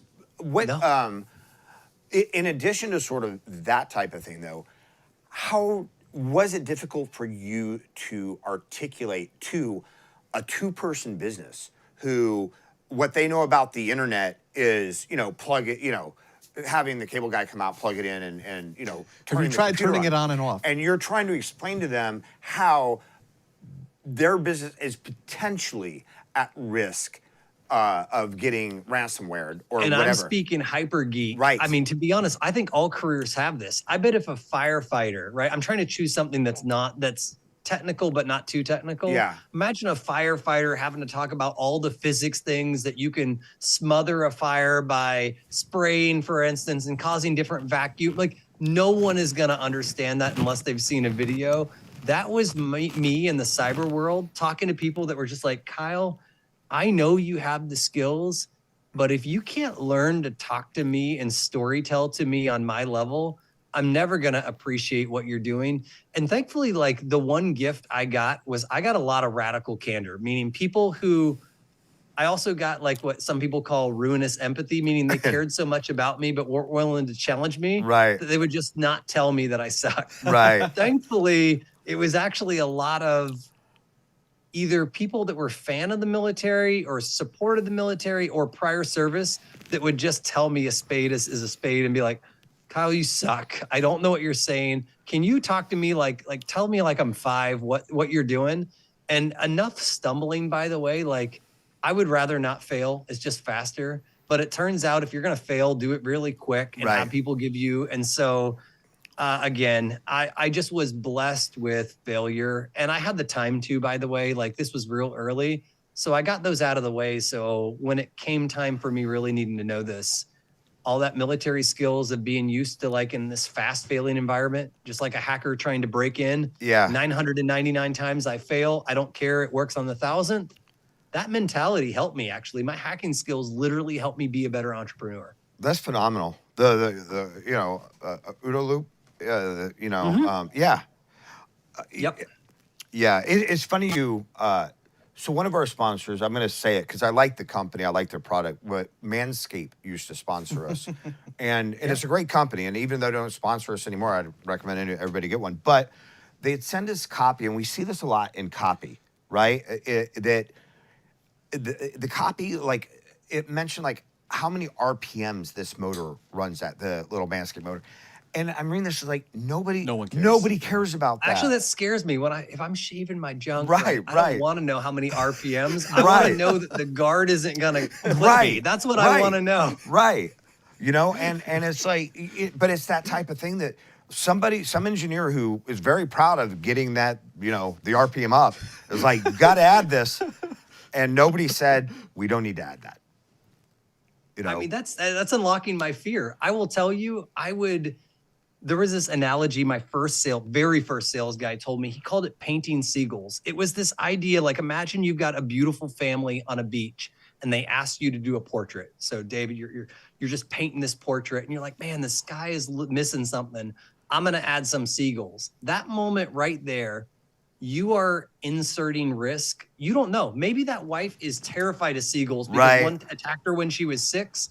The amount of sales objections I would immediately add by thinking I was being so transparent and I wanted to have integrity, I was terrible. I could never even get in the OODA loop to the point that I was deciding and acting, because when I was trying to observe and orient and educate, I never even got to this point. And so I ended up having to learn from my lessons really the hard way of how many, I just often would add so much information that I had sold myself out of the deal that if I would have just shut up. Right. Don't tell me about the RPMs next to something that I care about. I just want to get the job done. So, you're dealing with the business side of this with civilians who have a risk. Was there any side of the NSA or the military that ever looked at you and said, what exactly are you doing with this business? And can you assure us that it in no way relates to anything that you were doing with us? So I had a little bit during the National Guard side where we definitely had to deconflict to make sure, there's always this problem of what if we as a company find U.S. tradecraft? Right. Would you burn U.S. tradecraft? And I am an elitist, very hyper-competitive bastard. So my rule of thumb is, I don't care who you are. If you're weak enough for me to catch you, hack harder. Yeah. And that gets around that. But I will tell you, for a little while, there was actually some of that conflict. I left the service, I think, in 2018, but I founded Huntress in 2015, and I had to navigate that for about 3 years. Yeah. Ken, you told us a story about, falling flat on your face and trying to pitch these little businesses and it not working out so great. But could you tell us about the success story, a little bit of the aha moment, closing your first big deal and how that came about, lessons learned from that? Yep. I'm going to give the pitch that I used to raise $150 million and then translate how that pitch happened. And I'll do it very succinct. So what I learned from my time at NSA, we were a team that believed in using very small compartmented teams, an insane amount of automation to deliver value. The value at that time at NSA was largely finding intelligence against our foreign adversaries or saving life in the counterterrorism mission. At Huntress, I went and took that same very small compartmented teams. I used so much automation to be able to bring this product to people that don't have the budgets. And the thing we obsess about at Huntress is a very small but measurable, valuable thing that prevents people from getting wrecked by hackers.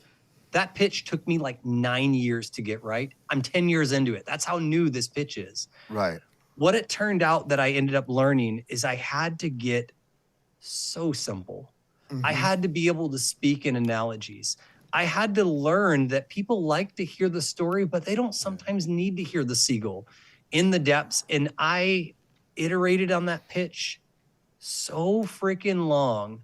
I think it literally took me 4 years before I had a version of our pitch that actually resonated to the point that people were giving me cash. So you can imagine, just like the cybersecurity mission I mentioned earlier, it's not like the movies. It's usually months and weeks of gruesome, hard work to get 2 minutes of success, and then you're back at it. That prepared me for all the failures that I'll tell you, grit matters.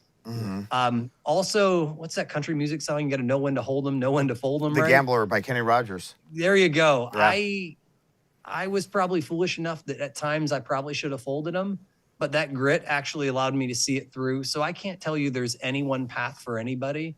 But for me, I was so obsessed by just delivering a small little bit of value. And we used to do this, by the way, in the intelligence world. You don't got to get bin Laden. Right. Get this, small person in AQ, right? Some sort of Al-Qaeda type personnel that allows you to go to the next level. that allows you to go to the next level, that then allows you to find family, that allows you to be able to do the DNA swab, that allows you to be able to get into the phone, that allows you to find the courier, that allows you to be able to have a team that drops bombs on bad guys or breaks doors, kicks them down, and eliminates terrorists.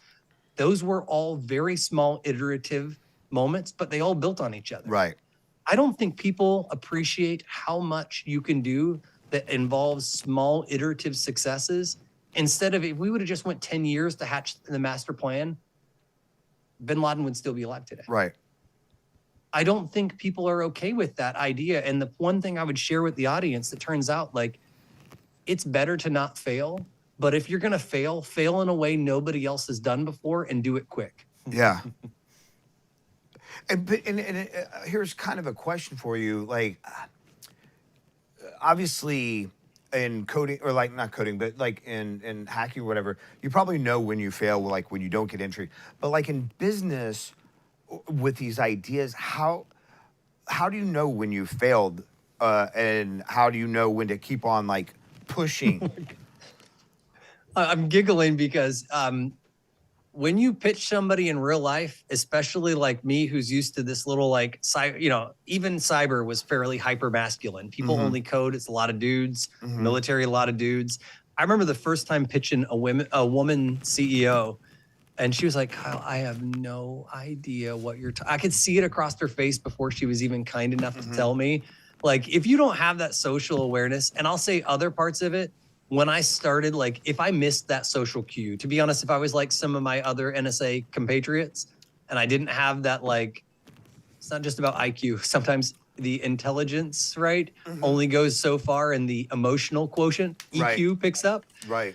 If you can't read a room, I dare you to start a company and then look back in 2 years and find success. It's just not going to happen. Right. But I was kind of blessed enough with that, like, middle of skills, that even when I didn't have it, like my co-founder, John, he is the quietest guy in the room and will wreck you. But he couldn't do what I do. And my co-founder, Chris, there's three of us. He is, when some people talk about what one engineer can do, Chris is like a Hulk. He can do what 100 engineers can do. We offset our balances, but you remember that whole conversation we brought up earlier about like team dynamic and sometimes having the right team, and we have to be able to cover each other's gaps, but also complement each other's gaps. Right. These skills turn out like you can change worlds. You can build billion-dollar companies on the same tactics that 6-person military units or 6-person intelligence units can do. So if you can't tell, like, my military time was pivotal to teeing me up to make a big difference.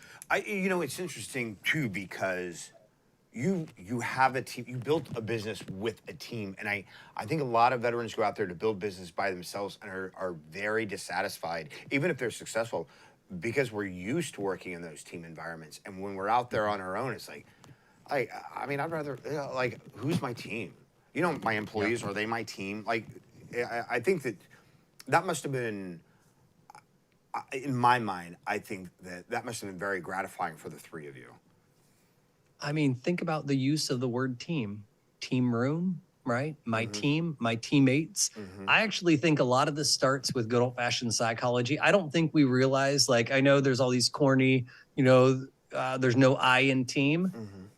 Corny or not, I actually think some of these things that if you get them right from the beginning, they just get your head right. Yeah. They help you think about that, like, there's like that old African proverb. I think it goes something like, if you want to go fast, go alone. If you want to go far, go together. There's nothing wrong with going alone. There's nothing wrong with starting a very small business and a lifestyle business that can still make big differences. Right. But if you want to move mountains, you want to go far, you are not going to get there. You could be the greatest cyber warfare operator or greatest, grunt or greatest pilot or whatever you do. You're going to be able to move what 1X does. And I will tell you, like, I now have the point where I think I'm in US, Canada, UK, Australia, New Zealand, right? Some Ireland in there too. I've got 500 plus teammates, and we move not just paddling in the same direction, but we're in the same boat, in the same direction, at the same cadence. And that allows us to go both fast and far. So I think the word team and team room actually has a lot more to do with success of just getting that right in the beginning. And if you get it wrong, I just would challenge, like, how far can you go solo? So I want to ask you about Huntress real quick because, you know, my vast time, the whole 8 months that I was in cyber, like Huntress is a name. Like it is a name that is known in the community. Yeah. You know, people outside the community may not have heard of it, you know, may or may not, but it's like it's known. What are you? What is Huntress? What was your original mission? Has that morphed? Yeah, I'll start with the embarrassing. Why are you guys so badass is what I want to know. Why are you guys so badass? Yeah. Yeah, we started with a mission that we were like, all we want to do is fuck up hackers. That's not a good mission statement, by the way. Don't start a company on that mission statement, but it was a good North Star. It told us like what we were there. It ended up becoming a mission statement that was, we had to figure out who we were doing it for and how we were doing it, right? That's the why. Start with why, move to how and who, and then finish with what. So at Huntress, our whole mission is to elevate mid-sized businesses, small businesses, and these folks that don't have a budget. We do that by leading with education and community, and we end up delivering this one hacker at a time. That's a double entendre, talking about taking down one hacker at a time. But we also do that growing one ethical hacker at a time. Notice nothing in there talks about making money. Nothing in there talks about making cybersecurity tools. We just happen to build cybersecurity products. Our whole mission is to elevate people that are underrepresented in business because cyber criminals love to wreck small businesses that are underrepresented. They extort them for $20,000, $50,000, $100,000. And that's usually enough that you can't run payroll for 6 weeks. Right. How many Americans can go 6 weeks without payroll? Not very many. It's really, really low, unfortunately. And the part that I'm talking about is when you get your mission right and you start with the real why, everything else falls in place. That one hacker at a time, it turns out we realized that if we lead with education, growing other hackers to be able to join our mission and doing it with a community, not by ourselves, we could go far. And so like what I do is I sell security products, products that allows my shady team of hackers that if anybody tries to get in, whether it's your computer, your digital identity, like your Google or Microsoft account, maybe it's trying to get into your data, we're not only going to prevent them from getting in, but when they do get in, we wreck them, right? That's the whole idea. And it's not perfect. Just like health, you can get sick. But notice what I'm talking about is it started with a mission. Everything else, the stuff that we do afterwards, building it, how we do it, that's the minutia. And I think that's what I like most about hanging with you guys is you guys expose stories for the mission first.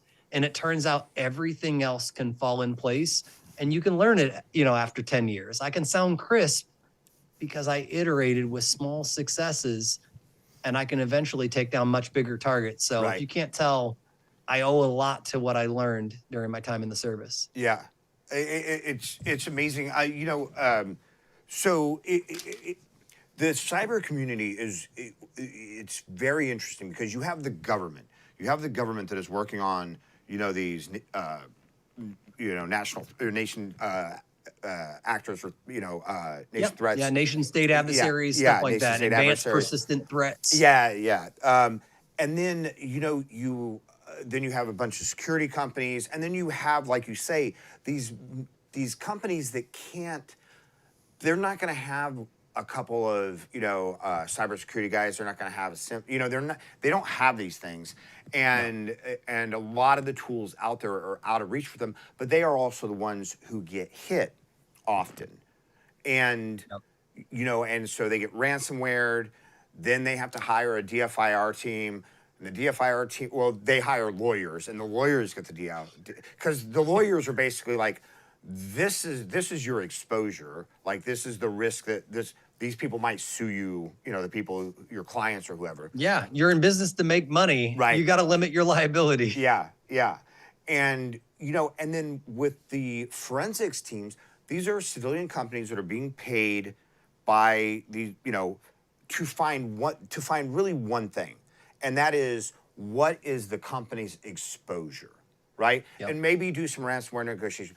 But they're not paid the hourly to go in and find out the code or who the actor was, and so a lot of these DFIR teams are actually on the cutting edge of like seeing a lot of these threat actors for the very first time, but they're not signing that off anymore because they're not getting paid the hourly to do it. So you have this really like disconnected community in a way of where because the national security, it all plays like a lot of these threat actors are part, or at least not necessarily sponsored by, but maybe like giving permission by nation state actors. Loosely supported, loosely connected, when it's favorable. You know, hey, I don't want to do something as a nation. Why don't I allow this slightly shady proxy that I get permission to do it on my behalf because my hands are clean? You're nailing it.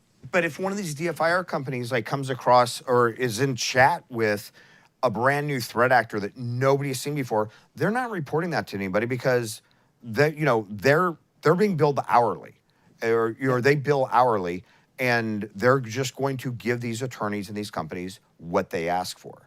And so it's sort of like, how does the government incentivize these smaller companies to pump this information up? And then should the government or state governments pay companies like yours to cover everybody in order to, basically as part of the infrastructure of our country? We all have bias, and I'm going to show my cards first. I'm a big fan, for instance, of there is great places where the federal government should intervene. Sometimes local government that's closest to you should be able to help. I will also share that I'm a firm believer we all have an obligation to take care of each other. It's just kind of what's got us to be humans in 2025. I'm giving that up front because I want to caveat that there is some places, for instance, the government's job is to facilitate and allow companies to be able to go toe-to-toe with cybercrime, to go toe-to-toe with terrorism. But we don't need companies, for instance, being vigilantes. Imagine if we just allowed the local person to provide security at the, I don't know, bank. You don't want that. You need some level of professionalism, some level. Heck, the person who cuts my hair has to go through a certificate. Right. I want the person guarding the bank to go through some bar. I don't want a vigilante. Right. But where I'm going with this is their job is to be able to enable this. Just like the story I told earlier, that when the early days of cyber, kind of as it started to mature into 2010 to 2015, the real heroes were the lawyers who allowed us to do more of this preparation of the environment, right? To be able to do the effects that could actually stop terrorism or stop nation states. I actually think the role that we have right now in 2025 in the government, and this is global, I'm not making it about the US, some of it is about facilitating companies that are of the right qualification and the right standard. Why are we not doing more to take defense and not lead by defending, waiting for them to break down our door? Right. But if there are qualified people, and I'm not saying spin up vigilantes, there's going to be people who interpret this wrong. But privateers, maybe. Qualified letters of marque, cyber letters of marque.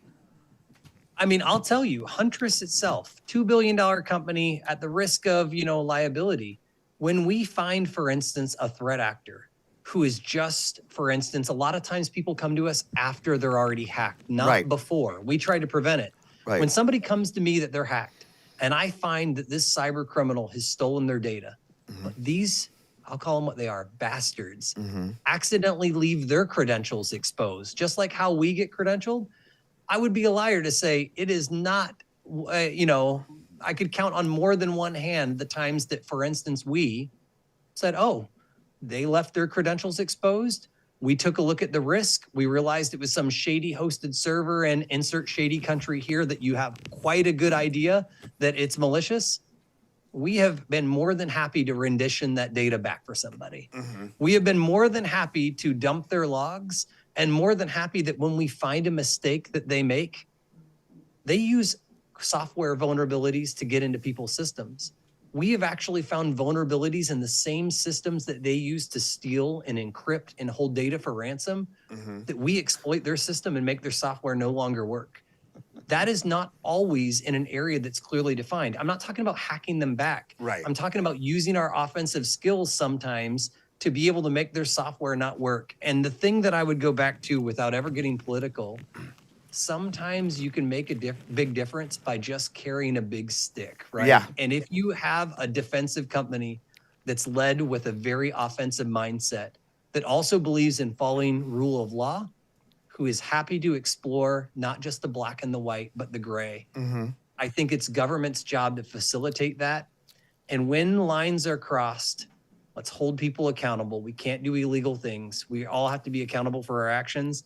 But I do think that version is a lot easier version that we can let capitalism do its thing. Right. Let's let businesses protect against hackers. But let's not think about healthcare. If my only job was I wait till you get stage 4 cancer, till you let you know you're gonna die, that's too late. Well, I got to be doing everything I can to find it as early as possible. And if I can possibly stop cancer from happening, no one would say don't do that. So why are we not making similar analogies about stopping threat actors and treating them like what they are?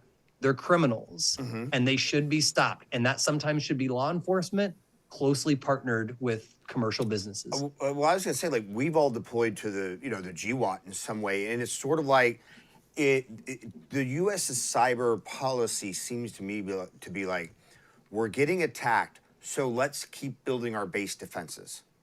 Yeah. Let's just keep on. Let's add more sandbags. Let's add more HESCOs. Let's get to I was some gonna say, news- Jack, are we ticking you off yet with all this nerd stuff here and hackers kind of going unwrecked? only mildly. And But we're going to jump to some Yeah. user questions because I know some of our viewers had some stuff for you as well that we want to make sure we get to. Let's do it. Alrighty. From the Count of Cohiba, did you see any differences in people who had shady backgrounds growing up versus straight-laced kids? Yeah, I actually would say my general rule of thumb is bad decision makers stay bad decision makers. However, if you can't understand the nuance between think about fruit. I'll choose strawberries because why not? I like them. Sometimes fruit molds because it's next to bad fruit. Sometimes fruit molds because it is truly the one that starts the molding. I would say, generally speaking, I've seen rare cases where people who make extremely bad decisions change making bad decisions. It's not saying people can't change. However, I think sometimes separating what's molding because they're surrounded by essentially a bad environment is very different than, for instance, a bad egg. So what I'm saying is I've seen plenty of people. I mean, look at I started this whole thing admitting I've done some things that when I was poor that are pretty crappy. I kind of wish I could undo them. They were circumstantial, and I've given back a lot more than I've ever taken.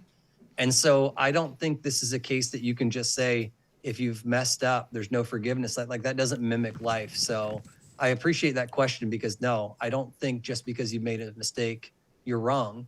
But I think there are degrees and it's a spectrum. And if you cross a line, you're probably going to keep crossing a line, not because it's wrong or right, but you probably have something wrong with judgment. Do you think that motivations, because I feel like in the cyber world that there is a lot of this, there's a lot of crossover with the soft mentality, right? Like when we take an MMPI, So much. like we have certain traits that we share with criminals, and but I think that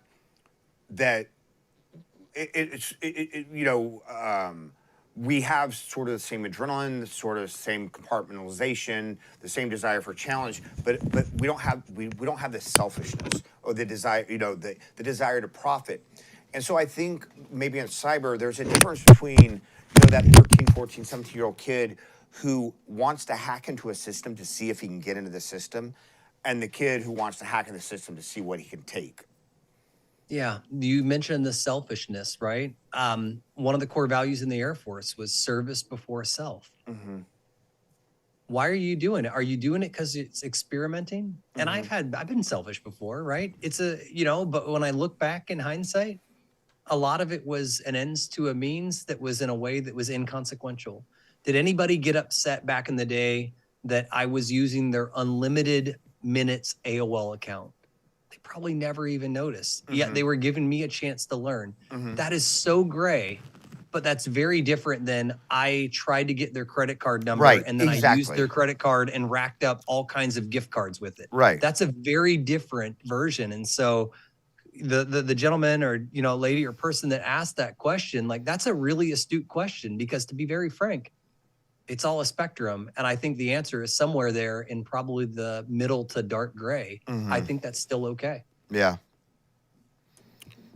We got another question. V, due to places like China having an intranet as opposed to an internet, could regular Americans actually do any kind of hacking in places like China?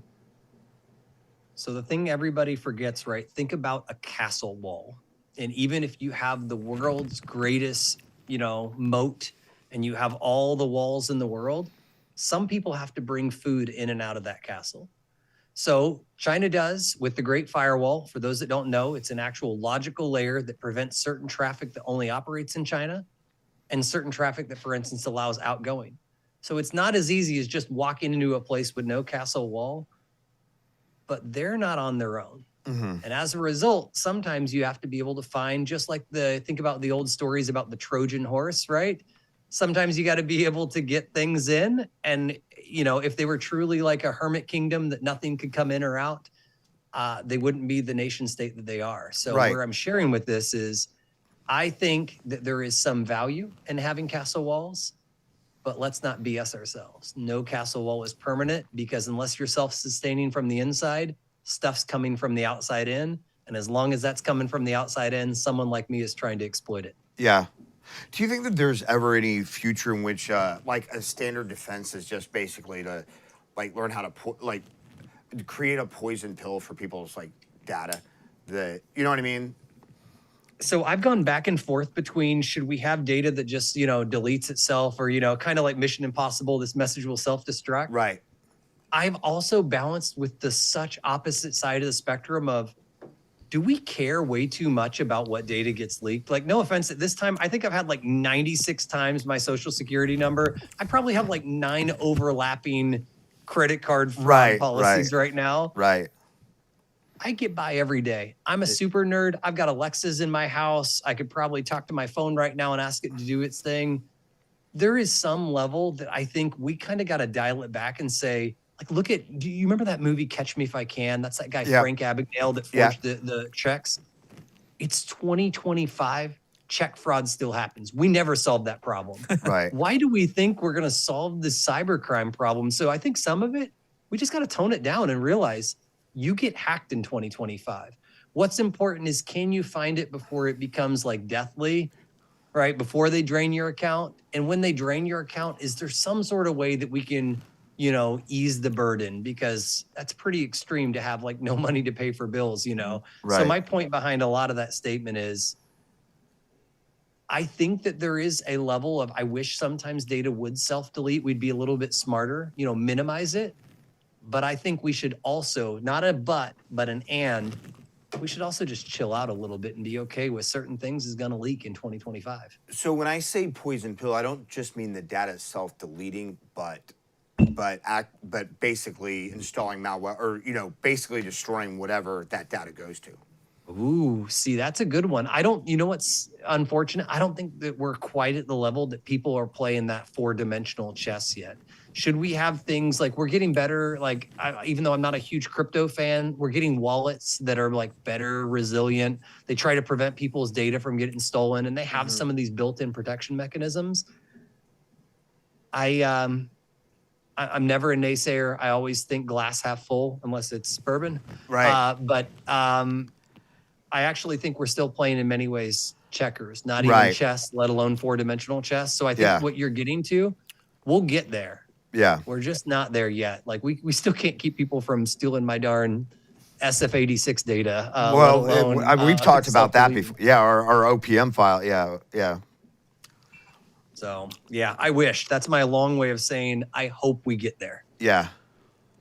All right. M. Corbin, how do you feel about the fact that Chinese cybersecurity organizations or cyber organizations openly acknowledge and publicize their partnerships? Does it result in better collective action? So I think that some of the things that's needed, and by the way, remember when I started this story, I said all the people that were in decision makers were former tank drivers, pilots, sub drivers, ship, admirals. Turns out in 2025, some of the people in office now are people who started their careers in offensive cyber. So what I'm saying by this is, if we go back to the root question, we've actually got some really well-informed people that are helping make better decisions that allow us to kind of be more public. And with more public, like I can tell you publicly, Huntress collaborates with all kinds of law enforcement, less about government, but all kinds of world law enforcement, sometimes in countries you wouldn't expect. Like, people forget that sometimes on what you read in the news, you read like, oh, we're going to trade political prisoners. Behind the scenes, sometimes cyber criminals are traded. These nation state governments, for instance, that protect some of these, sometimes use these players as chips. And believe it or not, law enforcement is some of the people that we've actually had the best success of collaborating. We've worked on raids that have brought back millions of dollars of stolen money from cybercrime takedowns. So that's my very long way of saying we could do better. And I will wholeheartedly argue some countries are challenging us of how well they do open collaboration, but don't underestimate how much dope stuff goes down in the shadows. Like we're not playing from a position of weakness. We use this term in the intelligence community that we call everybody else not peers. We call them near peers. It's not by accident. It's not by hubris. We do a lot of stuff really well. Don't underestimate what the U.S. can do. I have a question. Out of all the state actors, who's the best at hacking? Ooh, that's such a good, and best is such a loaded. Do you know who I like and who I'm not going to use the word admire because that'll be on like I file for IPO and that'll be used against me. North Korea knows what they are and they know what they aren't. And what they are generally is very dependent on China for certain things. And they are also pretty darn broke. And this is a country that is more than happy to use their very, very stringent, economic sanctions that are against them. They have no problem going after your crypto wallet, going after SWIFT. That's the, payment systems behind credit cards. And they have made millions, maybe even there's some estimates that go into the big B word. That is not playing around. Can you imagine, like, as a business, and if you think about what some of these nation states are, their biggest businesses in their country are actually their hackers bringing in revenue. That's wild. That's pretty crazy. And we don't do that in the US. We don't do economic, espionage this way. Some people will split hairs. I'll tell you, 99 times out of 100, unless there's some weird accident, we don't do that. The way we play with economic espionage is through things like immigration. We'll just steal your best and brightest and make them U.S. citizens. Right. Not going to open that can because that's a whole different other thing. But we play at a different level of 4D chess. And I admire North Korea knowing how bad they are at some things and being able to make a whole lot of money with a handful of people. They're not us. Well, they can't keep up with us, but that's pretty dope. Before, not before, but during, I mean, they were also involved in the whole supernotes thing. And yeah. I mean, they were counterfeiting physical U.S. dollars. So this is just a criminal regime. Like you said, they know who they are and what they do. Yeah. So, I mean, is there not something to admire where they're like, yo, it's getting harder to recreate and forge and create counterfeit dollars. So let's just not counterfeit as hard. And let's go after this new emerging digital. Let's go after people behind crypto. Let's go after some of these core systems. Like, they know how to get paid. And I know it's so easy to throw a Kim Jong-un meme out there, but they're scrappy. They're hustling. They remind me of a startup. They got startup energy. Well, you know what's wild is, the same scams that worked in the 1800s, like the snake oil says, like the Nigerian prince, they're with these crypto drops, they're using somebody confidence, wants something. Man. Confidence schemes. Yeah, exactly. Somebody wants something that's too good to be true, and they believe that they just might be the person to get it, and they give people access to everything. It's wild. And people forget when they're succeeding, they don't have to succeed big. It doesn't Right. have to be billions. When you have such an disproportionate exchange rate, a $50,000 ransom could be significantly bigger for folks in economic sanctioned worlds. So Right. I just sometimes think that we, just like how we're really bad as humans, like comprehending how many like stars in the sky or grains of sand on Earth, there's a different law, right? A different set of physics in North Korea or these other, world regimes, even Iran, who's like much smaller, that they are winning at Right. just at their scale. And I don't think we necessarily we talk trash against them, but you got to watch out because startups sometimes disrupt big environments. And I'm not saying North Korea is going to become a nation state, but a nation state, for instance, that we have to worry about like a China, Russia type of scenario, but don't sleep on their ability to deliver bigger bang for the buck. That's what I'm saying. And the simple fact is a lot of these countries will play by rules that we won't even consider. Like, I mean, look at human espionage. There are countries that will still honeypot, and the United States will not honeypot. I mean, look at the Khashoggi, situation, right? The reporter. Mm-hmm. When's the last time the U.S. was accused of hacking somebody apart in an embassy? Like, we play on slightly different rules, both Right. in the physical and digital world. Right. And I think that's something microwaving intelligence officers Right, abroad. exactly. Yeah, we don't do those kinds of Yeah. things.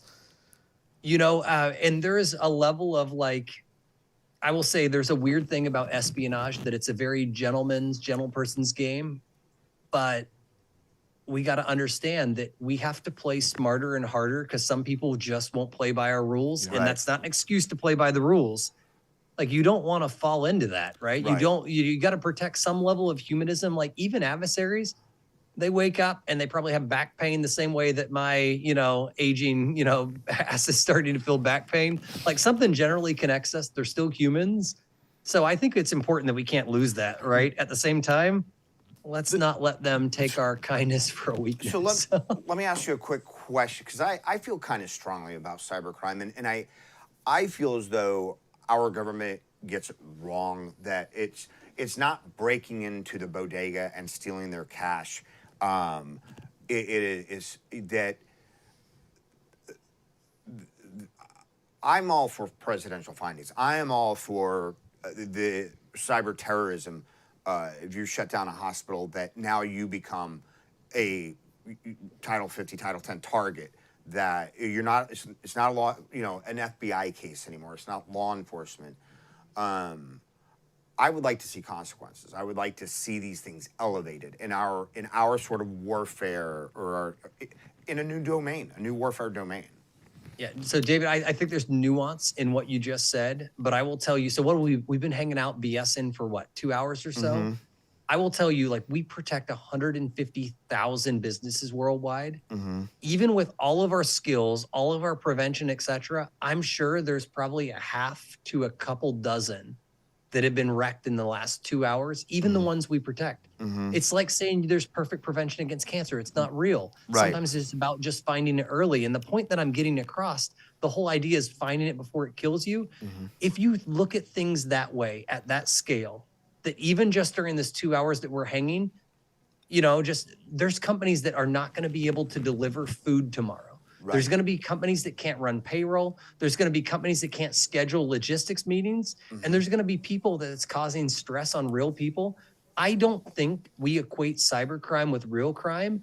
And I think in some ways we even victim shame. Oh, you got hacked. Right. You don't blame somebody for getting robbed at knife point in New York City. Right. You just flat out say that's crap. Get out, go after the criminal. And I think some ways that we need more support to let's treat hackers, and I don't mean all hackers, not ethical, Right. but the people who are threat actors, cyber criminals, let's treat them like they are criminals.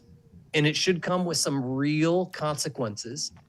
And let's be willing to handle the gray areas. Maybe there's some places that we have to interpret. Maybe there's some people that aren't quite the same level, right? Just like how we're having the conversations on recreational drugs and stuff. Let's be smart humans and understand there's gray. Yeah. But I'm telling you, when it's very clear that you're out to ruin people's lives, why are we not considering more? And I'm not going to all the way to the extreme of use of force. I will. But there is some level of disproportionate force that I Yeah. think Imagine if, for instance, somebody drone striked a group that was doing scam calls. That's the most extreme example I can come up with here at night. And what I'm going with is it probably doesn't take too many of these things to have real repercussions. And I would not advocate for like loss of life, but maybe when it hits a certain level that you're willing to attack a hospital, let's call it what it is. It's no longer cybercrime. It's much closer to terrorism, if not flat out terrorism. Well, and I just don't think there's a whole lot of this willingness to have this hard conversation yet. Yeah, for me, it's like even talking about scam calls. I mean, do we measure how many Americans kill themselves because they've lost everything through a scam call or through ransomware? Like, so have they sort of taken that life? I don't know. I feel like you send a tomahawk to one or two threat actors and you'll separate the wheat from the chaff. You'll see who's serious about, ransomware. There will still be some that don't care. You're darn right. Absolutely. But and there's versions of this, like jail time. I've seen some of these that are like responsible for millions, and they still end up with 4 to 6 years when they finally get extradited. I think there's difference between people who rob banks and people who shoot people while robbing banks. That's logical. That is a difference between that. But I don't think, for instance, we do enough to look at the blast radius. We don't look at the collateral damage. And I do think we will get there. I really think that now we're starting to realize, but I will also say, guys, to like maybe tone down some of the rhetoric. There's a lot of incidents actually that businesses do get hacked, and they go back to business in 6 to 8 weeks as well. So I do think that we got to make sure that like when it's extreme, let's treat it more extreme. Right. And when it's chill, let's normalize that some people get their car burglarized, and let's just go back to work the next day, get the window fixed by USA or whoever's your car insurance. And so if you can't tell, I'm like this weird version of where I'm simultaneously saying wreck them and also chill. And I think that's okay. Right. We have any more questions? One more question. Do you have any thoughts on cyber having kinetic effects in warfare, like hacking medical devices and altering device functionality? I think if laws support it, do it. And I don't mean that laws can't take it down, but for instance, if I could take your internet connected car and I have everything against you that you are an arms dealer that's taken life, if I have the same war power, for instance, if I was there to actually take life, why does it matter if it comes from a bullet or your Mercedes swerving off the bridge? I know that's extreme, and I'm trying to make a point with it. But my point behind it is let's not go too extreme on either side, but let's keep things proportional. Does it really matter? And so I come from a world that my job has literally taken life because of this. And it wasn't against people who just did a little bit of credit card fraud. They were people who blew up 10, 15, 20 innocent people, some of their own citizens, some foreign. I think the nuance matters here. So I'm trying to give these edgy points to like make sure people have a soundbite that they can like jolt them to think.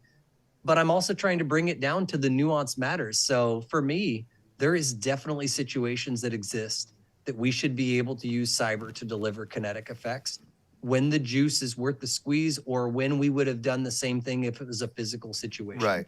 Yeah. So, Kyle, tell us about where can people find you? Where can they find Huntress? What types of companies should contact you and try to procure your services? I mean, who needs to find you? Yeah, so I gave all the embarrassing stories earlier. When I was small, we serviced businesses that were small businesses. It turns out now we're cybersecurity for all businesses. And it's not just a tool. We're the full team that actually does all the development, and the same team building the tool is the same team hunting these cyber criminals. Huntress.com is obviously the website, but it turns out some of our spiciest stuff you can find is on stuff like LinkedIn, on X, right? On Facebook. We actually show on a daily basis what we're wrecking.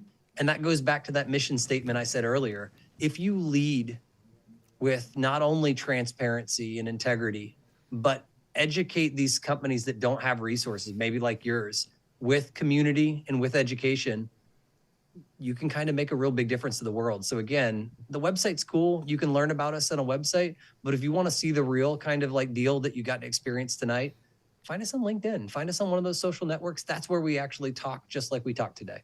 Yeah. Awesome. Yeah, it's been fantastic. We really, really Yeah, thank you, appreciate Kyle. Guys, well, again, I appreciate it. Again, we got to touch a lot of topics that some people shy away from. We got to be able to play both sides of the fence, and I just really appreciate it. I know it took us a handful of years for both of our schedules to work, but I don't know, 2.5 drinks in, and I'm feeling like we succeeded. So cheers, guys. Outstanding. We'll do it again sometime, Kyle. And thank you for your time, spending some of your Friday evening with us. Yeah, this was awesome. Thank you so much, guys. it. Kyle, I got one more question. What countries does Huntress service? So we actually service all of them, right? There is, when it comes down to like, we have some legal obligations, like I can't service Syria today if they're sanctioned away. But when I say 150,000 businesses, I'm not talking about like in the Atlanta or Baltimore or DC region. There are 150,000 businesses that some you would know and some that just provide all the power and electricity that you don't know across the entire globe. So no joke, we are a proper global company wrecking hackers no matter where they try to go after. What would be your like 5-year dream for Huntress? Dude, so I asked this question, or I get asked this question a lot too, meaning I ask my teammates, but also get asked. And what's nice about it is hackers are so innovative. They have to be respected, just like, for instance, adversaries. They're smart humans. And the one thing that I love is think about launching a rocket to the moon. Physics don't change, right? If you know the physics, you know the Earth orbit, you can take a rocket, go around the moon, slingshot back, land it on a drone platform, you're done. But cybersecurity is brilliant, shady humans against brilliant, ethical humans. And the part that I would share is I hope more and more and more through like our conversation we shared today, that the ethical side can, not just cat and mouse this, but disproportionately win. We're not going to win it all, but I think we're on the cusp of using our offensive skills to support defense that could finally change. Like, so cyber criminals are making less money than the companies protecting them. And I know that sounds like so capitalistic. You want that. If companies like this are making money, you are just doing whatever you do. Dry cleaning, delivering paint, right? Services, shipping things, whatever widget software, you want that to win. And for me, I would like, no matter where threat actors go, I would love for Huntress to be one step ahead. Like that would be a really cool place that I could like pass away and feel good about. That's awesome. Kyle, thank you again for taking the time to do this interview. And maybe we'll come back to you again at some juncture in the future when we need your cyber expertise. And we will see all you guys next week. There's some links down in the description you'll find Kyle, you'll find Huntress, you'll also find our Patreon. Thank you everyone who subscribes. And we have new merch also, so you can find that down there. And thank you everyone, and we will see you next week.